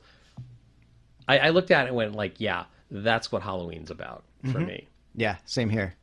Because you look at it in your subconscious, at least for me, because I'm from the East Coast where we actually have those things called seasons. Yep. And Halloween is during Chilly. fall and cold. And it's like I saw that and it's like it took me back and I got cold. And Yeah. it wasn't because of the AC. I mean, it was because of the AC, but, you get extra cold. It was an awesome display, and that's one of the first things I noticed. So, like, hats off to them. Wicked Pumpkin Hollow was so beautiful and so charming. It was great. What'd you see after that? What did I see after that? Oh, we went over to Phobia Productions had a haunt called Viral. Now, the thing that you kind of have to understand about all of these things is they're mini haunts. So they're literally 2 minutes long, 3 minutes long. It's like they're really that short. So, so they get into a pattern of like a couple hallways, a couple of cool rooms, a couple of scares, and you're out. The thing that Viral did that was kind of ambitious was they actually went with a full-on contamination theme. So you had to be decontaminated. You had to like wait and be inspected. And at one point they stopped you and they filled the room very briefly. They blasted a little fog into the room, like inhale, and so like that was part of the decontamination process and to protect you. And there were a couple of scare actors along the way. Yeah, really quick, very brief. They delivered the idea of the contamination thing really well. People in hazmat suits. The pattern itself became a little bit repetitive of like you walked into a room and then you waited for something to happen and then you walked in the next room and you waited for something to happen.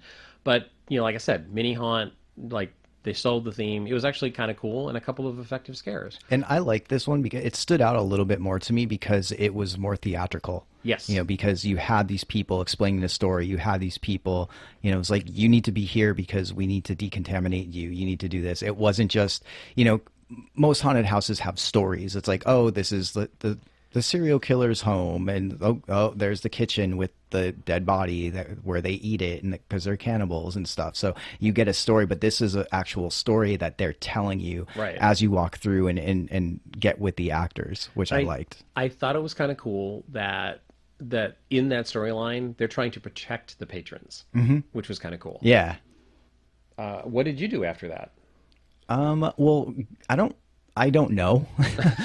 My brain is mush on the order I did things, yeah, but totally understandable. I want to talk about something. 'Cause, I just mentioned the theatrical thing, and the story. The other one that sticks out is a home haunt out of Ontario, California, not Canada, called the Drex Society, and you were able to help spirit hunters. You were spirit hunters in training. Yes, and if you understand acronyms, yeah. Russell was literally making hand gestures, counting out or doing something, and then doing the letters. You could see how quick he got it. Okay. Did you not get it? No, I didn't get it. At there? No, I didn't get it right there.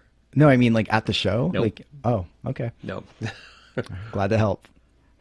This is why I'm so bad at ciphers. Yeah, I agree with you in the fact that this is usually if I compliment something, one of the words I use is ambitious. Like, dude, what they do in the center of this thing. Yes. And it was like, and I kind of saw it coming because there were marks on the floor, and so I was like, okay, they're gonna do something involving, and like, sure enough. Like they really, and I don't want to give it away because if it's a home haunt, they might be doing it this season. But yeah, they really do an ambitious set piece. Well, and apparently that took I think he said 2 years to perfect. Really? Yeah. Because it and it's effective. It's very effective. You know what's going on. It's not like they've created. They haven't reinvented the wheel. But what they did is they took a really simple concept. And they made it where they can actually do it with multiple people at a time, and which is hard. And it was truly effective. Yeah, and it's very, very simple. I was really excited when I got to that point because we were talking to him in line because he's the gatekeeper. He lets you in, and he was saying how much of a fan he is of illusions and magic and stuff, and that was one of the things he wanted to bring into this. And he's like, "Yeah, this one thing. It took us 2 years to perfect it, and it's finally working the way I want it to." And so once I got there, I was like, "This is what he's talking about. This is awesome." Yeah. Yeah, it's like it's very claustrophobic, and yet you're kind of having so much fun while it's going, and you realize what's going on that kind of distracted me from the idea that like, wow, there's a lot of people in this room and this is going on. So it like really, yeah, it's really effective, and also I love the fact that story is again it's like it's what we just said about Phobia Productions and Viral. It's like it really does involve the patron in the story. Yeah, they are an active participant, and even if it gets to the point where in the haunt where eventually it's like go this way, go that way, you're still a part of the story. So rather than just random scares and all that, and you met characters that were relevant to what was going on. So, side note, the whole purpose of this is you're a spirit hunter in training, and the whole goal was to summon. You basically have to redo a ritual in order to get this demon so you can get it on camera. Because somebody did it wrong before, right? Do you know who did that in our group? Who did the ritual? You weren't in our group, but I don't know if you heard. No, I did not. It was Barry. What? Oh, really? Yeah. Bury the Monster? Yes. Ah, And it was okay. fantastic. That was very funny. I just needed to say that. I wish I could have witnessed that. That was awesome. Wow, what else was on? Because that was right next to something which had you ever done? There's a company called Terror Trucks, and you've encountered them before, haven't you? Yeah, they were at Scarlet years ago. Yeah. And I did them there. Okay. They had two trucks there called Cold Storage and Black Bayou, and then they were sort of demoing a pop-up inflatable haunted house format. And again, that's more of an industry thing for people to like, hey, if you want a home haunt, there's this method of doing a quick home haunt that you don't have to like store for an entire year in your garage. So it's a smaller footprint than that. So that was kind of interesting. But the Terror Trucks, Cold Storage is the one that I had done before. Great production design. It is literally a truck that they pull up, and it's got a haunt inside of it. And great production design. It's sort of that one is sort of a The Thing vibe, where it's very cold, it's very industrial inside. It's sort of there's bodies hanging, hence cold storage, and you encounter various things inside that scare you. I love the fact that it's very tight, that the pathways are so narrow, and I really enjoyed it. And like I said, I like you said, I did it several years ago, and I'm talking like 4 or 5 years ago, I think. So it was nice to revisit that, and it's very, very effective. And they have a different truck called the Black Bayou, and that was sort of a bayou swamp motif. Mm-hmm. What did you think of that? I liked it. Yeah, anytime, and it's when you exit the truck and you realize what you were just in, it's that much more impressive. Right. Because you are taken and transported into a world that was created in a truck. You felt the humidity. Yeah, you felt the humidity. You know, there was plants that didn't seem fake, and you know, there was everything you could see. Like the fog was just perfect. Oh, yeah. And like it's like everything just worked and everything clicked together. Yeah, and I this was one of those times in a haunt where because of the fog, because of the environment, because of the plants, because of everything, I actually got lost. Yeah, there was a few sections in there where, and I guess Dawson was behind me, and he didn't know where to go because he lost me because I was In the somewhere fog. else. Yeah, Yeah, and actually it's like and granted this was one of those situations where I'm sure the actor isn't supposed to touch the patron, but there was an actor hidden who I know kind of like that way because I was obviously so on the wrong path. So, and also something which I have to compliment them for, and it's a little spoilery, but they so many haunts don't take advantage of the fact that if you're in a disorienting situation like a fog bank, that there is more than one way to create creepiness. And one of the ways that they did it in this, and I've seen it actually used in a swamp effect before, and that is they put things near your feet that you brush against. yeah.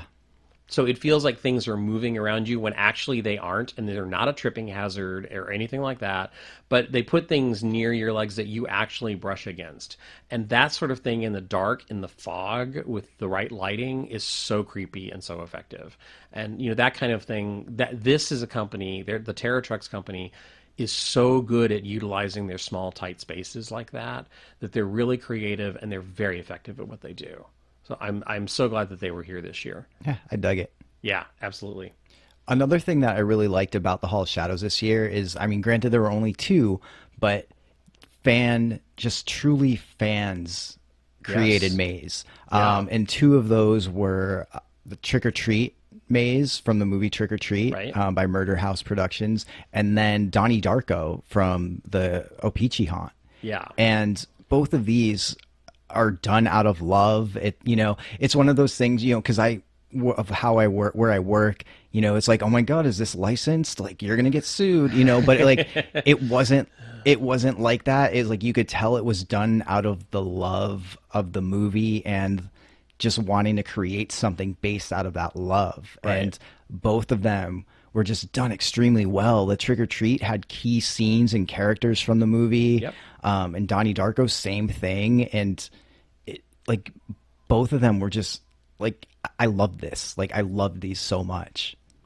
And also not just trying to recreate the scene. Yes, they put their own spin on it. Yeah, and it was like absolutely. inspired by. Yeah, homage, inspired by. And so the scares, you couldn't tell where they were coming from. Mm-hmm. And both of them had incredibly effective scares. For me, the Donnie Darko experience had the two most effective scares of the entire convention. They nailed it. I know one of them. Yeah. So, yeah. It's like, well, yeah, and basically there's two key scares in that, and both of them absolutely got me 100%. So, and I believe Justin from Chicago was he ahead of me? I think he was ahead of me. So he definitely heard a Russell Haunt noise. Nice. Yeah, live he and in definitely person. heard one. You know how John Carpenter does like live shows every year? Yeah. We need to do a Russell Haunt Noises live show every year. No, we don't. So speaking Or- of which, do you know he's coming back this year? Yeah, Halloween. So I hate Maybe the you fact can that- open. So- Oh my God, it can be like one of those No. things. You No, know no. how they have like No. like Pull back. sequencers, No. and you could like. Okay, remember KCON last year? Yes, the we had looping, that yes. guy that would make noises and loop. Dude, No, if you no. can make Russell Haunt noises and then loop them No, and turn no. them into songs, Stop. dude, yes, yes. Oh my God, this has to happen. No. Audio people, please help me make this happen. Morgan, I'm looking at you. Other audio people, please. This needs to happen. No, but yeah, it was like I did like that was the biggest scream for me is that first scare in that maze, and also because they also both of these mazes and some of the other ones as well is like because they're mini haunts, because they're so short, they're most effective when they take the time to just like get one scare right, get the second scare right. And it's like it's not a herd mentality. It's like, okay, let's get this one moment correctly paced, correctly blocked. And that was the Donnie Darko thing in particular was, and dude, I suspected it completely because of the way they set up the space right before the scare. I was like, you know what, I bet there's some, oh my God, I just like they timed it perfectly. It was awesome. So yeah, definitely the biggest scream of the haunt for me was in the Donnie Darko experience. Nice. Yeah, definitely.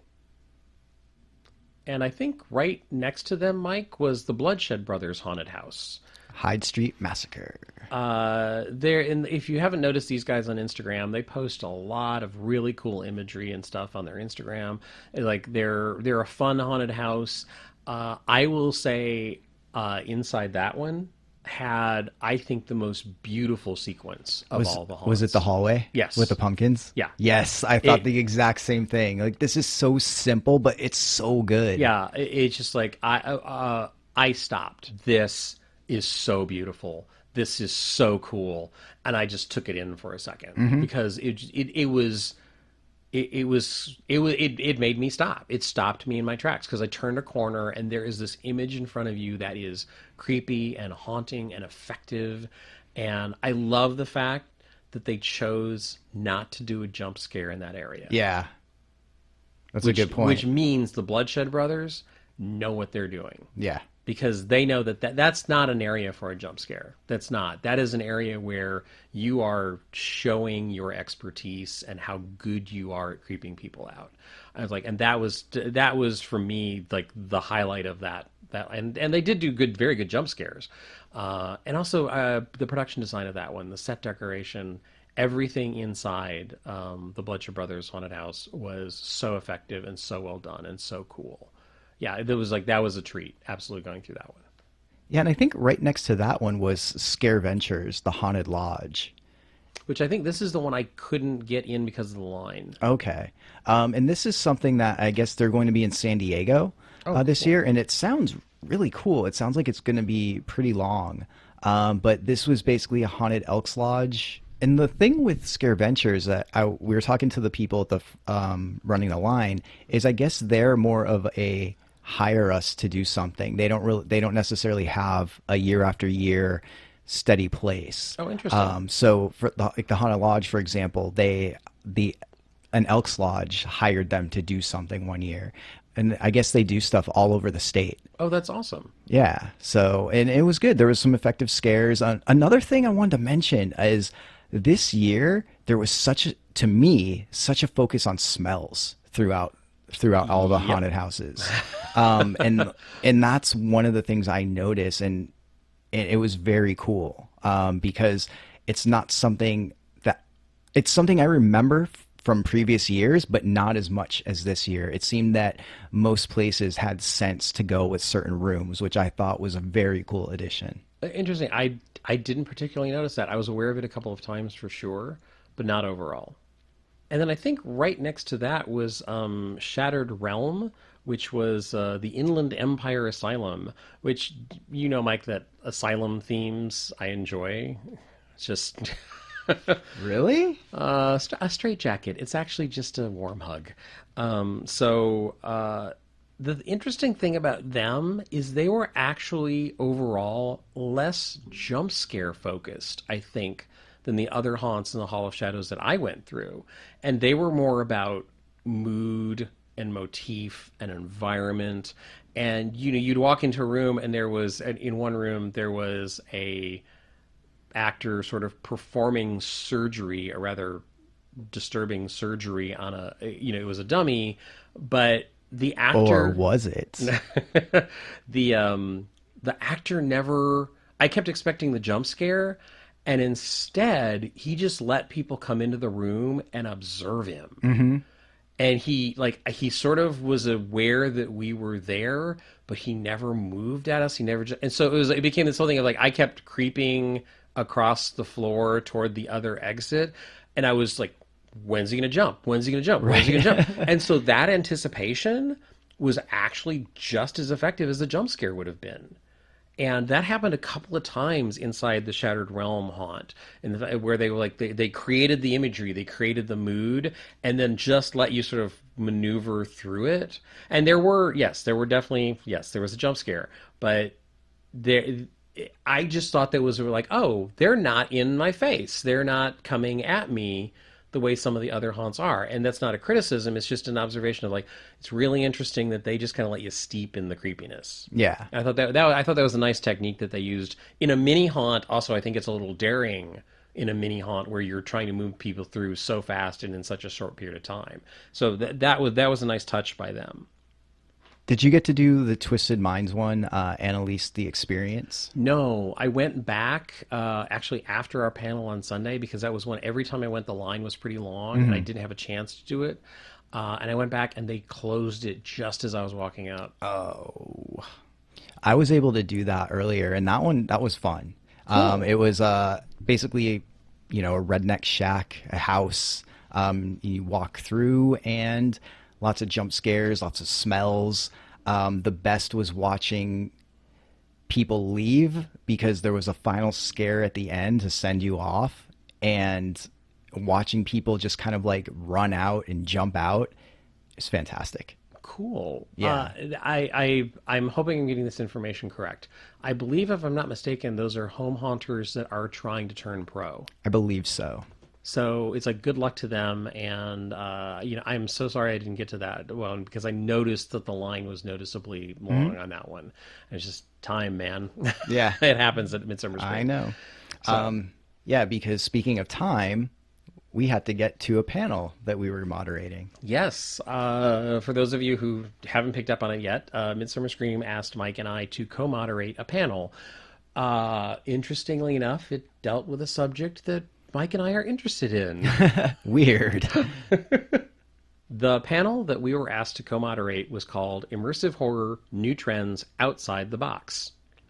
And Mike, you and I talked about in advance, obviously, about this going into it. And the first thing that I think I said was, did you notice that everyone on this panel that they've invited is mixing genres? Yeah.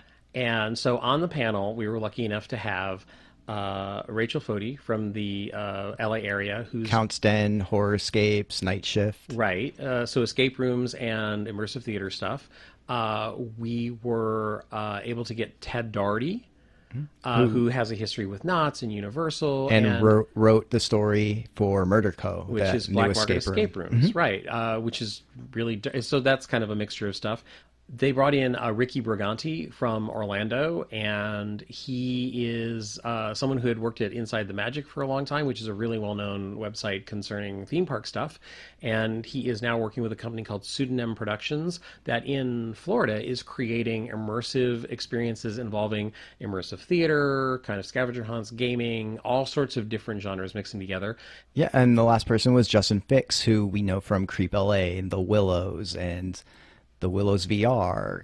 Yeah, which is just starting to be released and is coming out in other formats soon. So the conversation on the panel, I think, Mike, we tried to steer it. I hope we were successful in steering it toward the inspiration of mixing genres. So the interesting thing for me also was that, Ricky was talking about the difference between Los Angeles and Orlando, of that Orlando is taking a while to catch up, and LA is this big boom in immersive theater trends and experimentation, and it sounds like he's sort of at the forefront of that in Orlando because it's not quite known yet. And we talked a little bit about during the hour that we had about how other cities are discovering this. Obviously, New York has had immersive theater for quite some time in various forms, but that's expanding there. Other cities are getting pop-up stuff. What did you find? Did you find anything on the panel, Mike, that surprised you? I don't know if surprise is a good word for it. Okay. Just more like there's a lot of information I did not know, and it was very interesting and awesome to hear that.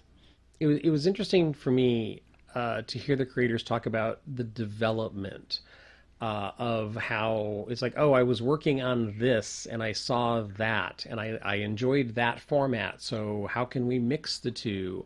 And there were conversations on the panel of like moving forward. It's like, if there is, how do you educate an audience and get them on board with what you're trying to do? Especially since on this panel, there were 4 people creating very different experiences. So their obligation to the patron, their responsibility to the patron sort of shifts depending on what their experience is and what they expect the patron to do.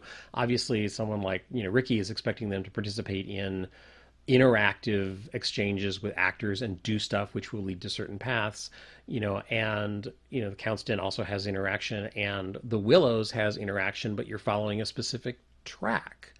So you're being led in that situation. So your interaction is different than it would be in one of Ricky's productions. The escape room is an escape room, but it's also very haunt influenced. That's very, very obviously a heavy influence on that experience. And, the beginning of it is theatrical. I mean, literally, the beginning of it is almost a proscenium experience. Yeah. So, and then that leads into, they sort of literally break the fourth wall and pull you into the theatrical experience. So I found it a really interesting conversation, and I thought it was a smart move of Midsummer Scream to bring those 4 people together. Agreed. And we recorded it, so we are hoping to release that as a podcast coming up, since you may not have been able to head out there. And I believe people recorded it, video of it. So once that gets posted, we will share the links if they're okay with it. And thank you so much to everybody that came to our panel. It was really hard to convince Russell everything was going to be okay because he was freaking out that nobody would come and, things like that. Like he would show up wearing his underwear or something. And, but it was a fantastic turnout. Everyone there was awesome. Thank you again. It was the last panel on Sunday. I'm sure most of you wanted to just go home and beat traffic and just... Or go to the Universal panel in the other room. Or just relax. So thank you so much for coming and for staying for the whole thing. Absolutely. So thank you so much. It means a lot. I wasn't that worried. Okay. Okay, I might have been worried. I might have been a little concerned. So, but thank you. Yes, thank you to everyone. Like we're basically at the end of Right. this. Like Yeah. we talked about everything that we've done. I kind of want to mention things that aren't part of the show, but they are. And what I mean by that is marketing wise, Justin Fix and the Willows crew had a kind of not installation, but they were in the middle of the show floor being being what Being they them. be, yeah, Being themselves, with being weird. flyers to promote the Willows VR. Yes. You know, and it's stuff like that. Like you can see that, you can take pictures of that and video, and it's just an extra thing. Same thing. Like we encountered a woman that was on the floor with flyers for this new show that are from the minds of the creators of the Tension Experience called Theater Macabre. And apparently, and here's the cool thing, you and I had very different interactions with her. yeah. And that's the cool thing, because when I saw her and I saw what she had flyers of, it's like, oh, okay, I know that I can interact with this person. Right. Based on, you know, even though it's, I guess it's not part of the OOA world, like it's not part of the Tension world, it's something else. That doesn't mean that that person won't talk. Yeah. Because that's what we've come to expect from their shows and their actors. Can you tell me what your interaction Yeah, was that like? was about Okay, to. all Settle right, all right. down. Yeah, jeez. You're so secretive usually. So. But no, like I, when I saw her and I realized who she was, I immediately knelt down and just started talking to her. And I was like, what are you doing? Why are you on the floor? And she was like, I'm looking for my lost love. I lost my love. And it was something to that effect. And I was like, I can help you. Let me try to find him or become him. You know, I said something like that. Right. And cause I thought I was being smooth. And she was just like, oh, that would be great. You know, thank you so much. And then and she whispered something in my ear, and that's when I knew it was time to go. Right. So I had a very different interaction. So I had the same moment where I saw her get into position where literally I noticed that she was very lovely, like very, very beautifully dressed. And so I was standing there talking actually to Brian Bishop, and who moderated a panel on Saturday. And you know, she kind of caught my eye because she was wearing this very elegant black outfit. And so, you know, she walked by and she suddenly just plopped down on the floor and started messing all these papers up. And I didn't realize what they were, actually. I didn't notice the artwork on them. I didn't know what they were.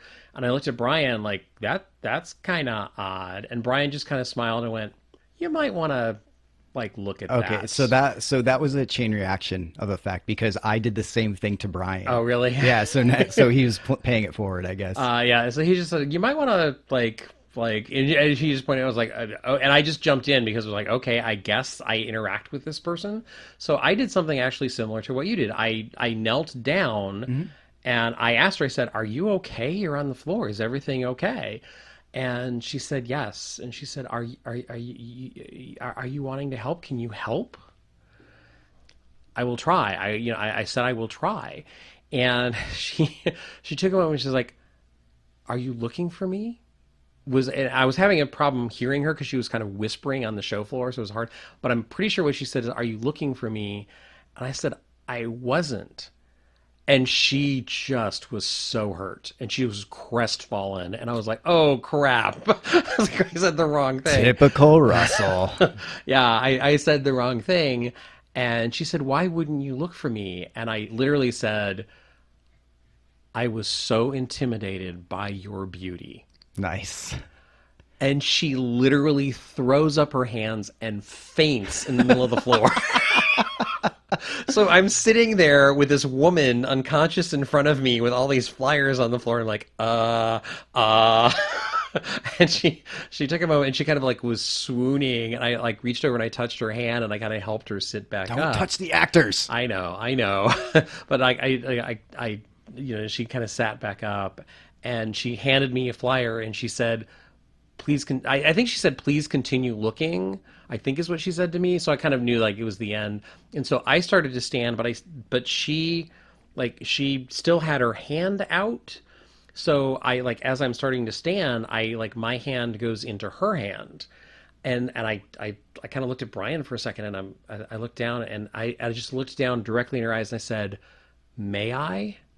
And she said, you may. And so I reached down and I actually kissed her hand and let it drop, and she her hand gradually went down, and I walked away. So it was this wonderful, magical little 45-second scene. See, but those are the things that don't get talked about. Oh yeah, and they need to be, because that is as much as a part of the show. At the Midsummer Scream, not that show, but like Yeah. that's then The environment, the haunt. Yeah. it's part of the environment. The whole vibe of the convention has this weird anything can happen at any time, and it might really be cool. And it goes back to what we were talking about earlier is like you need to understand, you need to follow Instagram accounts and read emails and stuff Yeah. because to anyone else on the floor, it's just someone passing out flyers. Yeah. But unless you knew who she was, you knew you could talk to her. Right. And that's awesome. Yeah. It's just yeah, that was a really cool moment. So and it goes back to that conversation of like just pay attention and be surprised sometimes. Yeah. There are a couple of shout outs, Mike, that I think we should give because I know we met various people. And Jennifer is someone who flew down from San Francisco, and I know I think she met you first, and then I ran into her much later, and it was very nice of her. We actually, I don't know what you guys talked about, but we got into a really interesting conversation because she's had a little bit of I don't want to go into details because that's her business, but she asked me about safety in haunts. We had a conversation about safety in haunts. She was actually at the Josh Randall panel we were talking earlier. And she thanked us for the podcast and for talking about stuff in another area that she doesn't live in. And we've gotten that several times from listeners of it's just interesting to hear what's going on in other cities. And in San Francisco, I'm sure there is more immersive stuff than maybe other cities in the country. But she's someone who's new and exploring and looking to learn more. And so, more power to her for coming down to this convention for a weekend on her own and trying to meet people and trying to see what this scene is about. And like that was awesome. And it was I kept running into her over and over again. And I was like, hey, how's it going? What are you doing next? And the other person I just want to say a quick hello to is there's a gentleman when I was hanging out with the people drinking way overpriced drinks at the party. There was a guy named Justin who walked up to me, and actually he's doing something called Haunt Talk on YouTube, and because he's a young guy who loves all things haunting. He's interested in extreme stuff, but he's also interested in traditional haunts. And he's trying to do stuff on YouTube where he talks to creators and he talks to people about what they're doing in the haunt world. And he came up and he just wanted to thank us for the podcast. And he referenced the fact that he had seen the Blackout Experiments and the way I talk about the emotional side of what this stuff can do if you're willing to explore and play. It's like he just commented like, I love the fact that you guys are honest and you guys are approaching it from this is what we love to do. And he said it would inspired him. So That's awesome. Yeah, and it's like so stuff like that is very touching, and I also respect the fact that this is a growing community of, if you want to talk experiential marketing, if you want to talk immersive theater, if you want to talk haunts, all of these things are changing very rapidly. And they're not changing just here in Los Angeles, they're changing everywhere in this country. And if you start doing searches on Google for all of these things, you'll find them around the country now. And as this grows, as this evolves, people are going to have to sort of maneuver their way to what interests them and what inspires them and what they're passionate about and what triggers them to want to explore and play and all of that. And it's just that, these two people, both of them are doing that. And that's really cool, and it's really fun to know that that's happening. And if you and I play a small role in that for someone, I just love that. Yeah, that's and incredible. Thank you to both of them for saying that. Yeah, I really, thank really you. appreciate it. And another person we want to thank is Melissa, who made some very clever little Team Kit Kat and Team Snickers pins and was handing them out around the time of our panel. We really want to thank Melissa. Yeah. And thank you for all of those people who over the weekend let us know whether they were standing for Team Kit Kat or Team Snickers. That also added some fun to the convention, definitely. Thank you, Melissa. Thank you. Sincerely. I have a shout out, but I feel like the biggest douche right now because I can't remember their names and I didn't write it down because this weekend turns my brain to mush.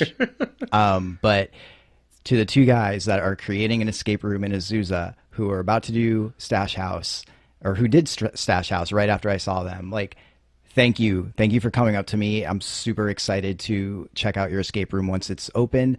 And please email me so I know your names and I can give you a proper shout out next time. And I'm super, super, super sorry. I can't remember. I suck.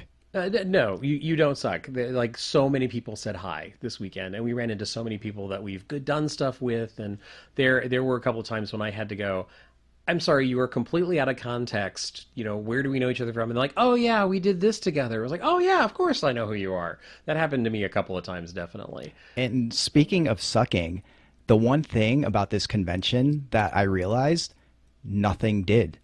That's a very valid like point. last year, like you mentioned earlier, is like, oh, I didn't like this experience. It took time out of my day. Didn't like it. Didn't pay off. Misrepresented itself. Yeah. And I think there has been some things that we didn't like in the past, like Yeah. whether it be small or big, but this year I have nothing to complain about. Like, and Parking. but that's not even That's not on like a them. convention thing. Yeah, that's because that's literally the there space. was the Crawfish convention and the Jehovah Witness convention and like all the other 1,000 conventions that were happening in that area. Oh yeah, true. But like, there was seriously nothing I can complain about. I do want to say to the creators behind the scenes of Midsummer Scream, is like, I know that they have been working for a year for this weekend, and immediately the names, like David, Johanna, Ian, Rick, all of those people who are behind the scenes, running the floor, doing the day-to-day stuff, helping people load into the space. You guys absolutely hit it out of the ballpark. You nailed it. This was it. Everything that I've heard you guys talk about, because we do run into these people at other events, and it's like everything that you guys are like, well, we're going to try this. We want this to happen. We want this to happen. I think it all did. And I think this was the achievement they've been looking for several years, because this has been growing very, very fast. And dude, they sold out both days. There were literally 10,000 people roaming around at this thing at the same time. And they already released dates for next year, Which are? August 3rd and August 4th. All right, so mark that on your calendars, everyone. It is worth it. You were saying there's nothing to complain about. It's like it's not a complaint. But my only frustration was that there were panels I couldn't get to that I wanted to so badly. It's like, that I wanted to go see the Spook Show panel, but it was literally, it was like just the scheduling of it, of when it happened, and the arts and crafts stuff, the how to do certain things. It's like, I wanted to go to a couple of those, and literally, it's like you said, you have to find the balance that you're looking for. And that's not a complaint. It's a frustration of there being so much. And that's an achievement in itself. The fact that there is something. If you wanted to do family-friendly stuff all weekend, if you brought your kids, because I made that mention of I saw so many kids on Sunday, you could do that. As long as they aren't scared by the imagery of there are so many monsters running around. So it turned out so well this year and was such a good event. And, I hope other patrons, I hope other people that were running around on the floor and saying hi to us and everything, I hope they were having the same experience. Yeah. I really do. Because I know that those guys worked so hard. And again, I want to thank the volunteers. I want to thank all the tech people. I want to thank the stage managers who were ushering people to and from the panels. I want to thank all of those people, because every one of them is key to the success of this event. It's not just the people at the top whose names and faces you normally recognize, but it's everyone. And this is the year that I think it all came together the best I've ever seen it. This was a wonderful achievement. I agree. Anything to add? No, that was, you said it. So, okay. So that's it, man. Another year down. Yeah. Yeah. Can't wait till next year. Yeah, we say that every year, but and if you have never been lucky enough to experience Midsummer Scream, give it a shot. It's like, start looking at flights now. Yes, if you're in other parts of the country, start looking at start flights. Saving up. Yeah, because you will want to buy stuff. And congratulations to everyone, and thank you for listening to this kind of recap of our adventures. And I'm sure everyone there had a different experience. I'm sure everyone did other adventures than we did, and saw the haunts that we didn't. And so I hope everyone had a great time, and I hope everyone walked away with a souvenir or a pin or something to remember how great 2018 was for Midsummer Scream. And with all of that being said, I'm Mike. And I'm Russell. See ya. Get out. We're done for now. Yeah, I don't know if you can hear it in Michael. Wow, because I have Michael Myers on the brain, and I kind of equate you with a serial killer.